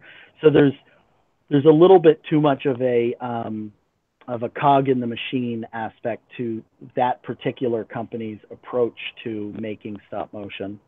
That's fair. That's fair. I mean, and to be fair, I think they do fantastic work, and I guess it's because they put so much orient detail into how each thing is done. But at the same time, everyone has different approaches and different kind of paths and how they do things. So I guess that absolutely makes sense. Do we have one last good question to ask that while we had Jack here, because he could answer all about the art of puppeting and modeling and all that. Fantastic. Someone said here as well, I would like a Quentin Tarantino Star Wars movie centering on Boba Fett. Yes, if he was going to make one. Oh my God, that'd be the character. That would be amazing. That would be amazing. Yeah, that's a match made in heaven right there. Okay, last question. Yeah. Are you guys looking forward to the Dune remake? I didn't know they were remaking it, but yes, I am. I do really like Dune. Who's doing it? Do we know? I have no idea. Hang on, let me Google it. Yeah, like, because that really ultimately depends on, like, I mean, because I have little to no connection to the original Dune. But I mean, I'm much like any film, depending on who's directing it. I'm like, yeah, I'll see that. That sounds exciting. Yeah. If they were like Michael Bay's Dune, I'm like, no, thank you.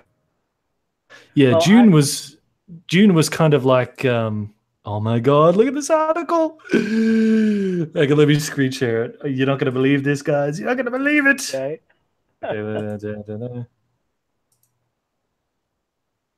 Share. I'm on the edge of my seat. Dune remake will be Star Wars for adults. Oh, there we go. We were just talking about it already. Denis Villeneuve is doing it. Okay, all right. Well, you got me. All right. Yeah, cool. I'm excited. Well, you got me. I love Dune anyway. I read the novel 4 times over at different points in my life, and one of the things that's great about the novel is that depending on how old you are, it'll mean totally different things to you. I read it the first time when I was 12. I was roughly the same age as Paul Atreides. So, like, you know, it was just sort of a cool adventure story about, you know, this very powerful kid. And then reading it later as I got into ecology and sort of understanding earth sciences, then it really is a movie about, you know, Liev Kynes, the ecologist of Dune, who's trying to remake the world or terraform it. So there's all these layers, and there's very few directors who've been able to accomplish that. And I've seen the 3 adaptations of Dune so far, and none of them are very satisfying. Yeah. As much as I like the aesthetics of Lynch, it just didn't really do it. Yeah, it's been very difficult to translate it to film. Here, let me read a section of this article. Yeah. Villeneuve, or whatever this guy's name is. Yeah. Villeneuve has been steadily working on his passion project for nearly a year, and with a screenwriter on board. I'm glad it's a passion project. That's good. You need passion to bring Dune to life properly, because it's very challenging to do. It's finally starting to take shape. In an interview with Fandom, Villeneuve revealed just how his Dune remake was beginning to shape up, throwing in his hopes for how the final product will look. Quote, most of the main ideas of Star Wars are coming from Dune, so it's going to be a challenge to tackle this. The ambition is to do the Star Wars movies I never saw. In a way, it's Star Wars for adults. We'll see. End quote. I think that's fantastic. With Blade Runner and Arrival, those are, like, I didn't love Sicario, but I think he's steadily improving with every film he does. I thought Arrival was heartbreaking and really well done, and then Blade Runner literally blew me away. It was the best movie I saw last year. And he's totally right that Star Wars was taken from Dune, because the beginning of Dune is all about the different houses. There is House Atreides and all this sort of stuff. So in, like, the very first draft of, like, Star Wars, there was loads of time spent on, you know, which is this house and which is that house and the royalty here and there. But of course that all got changed in the rewrites. But yeah, there was huge amount of Star Wars was taken from Dune. Right. I'm very curious to see what he does in terms of the thematic elements of you know, free will versus fate, you know, controlling your own destiny, those kind of things that really are the important subtext of Dune. And while I feel like the prequels tried to incorporate some of those ideas, you know, with Anakin Skywalker, the way that it's approached in the novel of Dune is, I think, more interesting. And Villeneuve's one of the few directors that I would really trust to delve into that without boring an audience. Yeah. I can't wait for it now. I don't know when it's supposed to be out, but that I'll be there, and he's got my money for, like, the rest of the days. So And in June is when they brought in you can see that the force push was taken from the shout in June. They go yeesh, and it like pushes people back. And they had the Jedi mind trick was taken from June as well. There was like it could speak with a certain tone of voice, and it'd make people do whatever you said. Yeah, so, the voice. George Lucas really ripped a lot of people off. no, well, that was no secret when he was making the movie. He's like, I'm gonna do Flash Gordon, and I'm also gonna do Seven Samurai. Yeah. It's going to be a B movie, and it's the Hidden really Fortress. Great, Yeah, we're gonna do a crawl just like they did in the old days. And then JJ's like, yeah, we're gonna do Star Wars like they did in the old days. Everyone's like, we hate it, and that's exactly what George Lucas did. But whatever. Well, Okay. now that we're done with questions, let me say before anybody drops out of the chat, Jack, if people want some artwork done or want to hire you, where can they find you? We'll put links in the description and stuff. Well, I think the best way to find what I do and see what I already do is going to my Instagram, which is @castironcarousel. And, you know, I'm available by email or whatever, but really just go to my Instagram or see my website, which is Jack Virtual Designs. Jack is spelled Geahk, which is an unusual spelling. But yeah, see if you like it. And if you do, you know, there's a contact to email me. Yep, and because not only did you design the logo for the podcast, you're also designing my book cover. I'm trying to find where I have it stored in here so I can show people. Extremely late. I'm so late. That's all right. It's all good. Yeah, hang on. Where is it? Oh my gosh. Jack, what'd you say your Instagram was? I'm trying to find it right now. It's @castironcarousel. Okay, thank you. And you just earned another follower. But thank you very much for joining us on the show here today. Very interesting discussion. Not at all in the direction I can't find the book cover, but trust me, it's good, guys. Yes, we can always post it online later when we do find it. And not at all, to be honest, not at all where I thought the Jurassic Park discussion was going to go.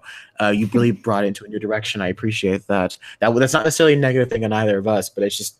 I did not realize there was so much depth to Jurassic Park. Well, I have to give a lot of the credit to Mike Hill Designs, the YouTube channel. So go check out that video. Anybody who's interested in seeing it, he gives this like TED Talk style presentation on the allegory in Jurassic Park. I think it's fantastic. I mostly just cribbed from him in this. Well, you still were able to bring a lot of new perspective to the show that I think was very nice to have. And thank you once again for joining us. You're welcome back anytime. Bandit, where can people find you? People can find me right here on the YouTube channel. They can also find me on Facebook and Twitter as Bandit Incorporated. And Jack, you just said where people can find you. Yeah, again, links in the description for all of Jack's stuff. Trey, where can people find you? People can find me on my YouTube channel, Twitter, and Instagram, all at Podcast Media. Currently in the process of A, making movies, and B, moving to Chicago, which is going to be fun for college. Jack, it was a pleasure having you on the show very much. Thank you everyone who has been part of the live stream. Thank you everyone who answered questions on the Facebook page. You all are fantastic. And we will catch you next week when we talk Deadpool 2, unfortunately. And we will catch you all later, our movie maniacs. Love you guys in the chat. And that being said, bam, you have been... No, I won't say it. Are we done? We are? Is it off?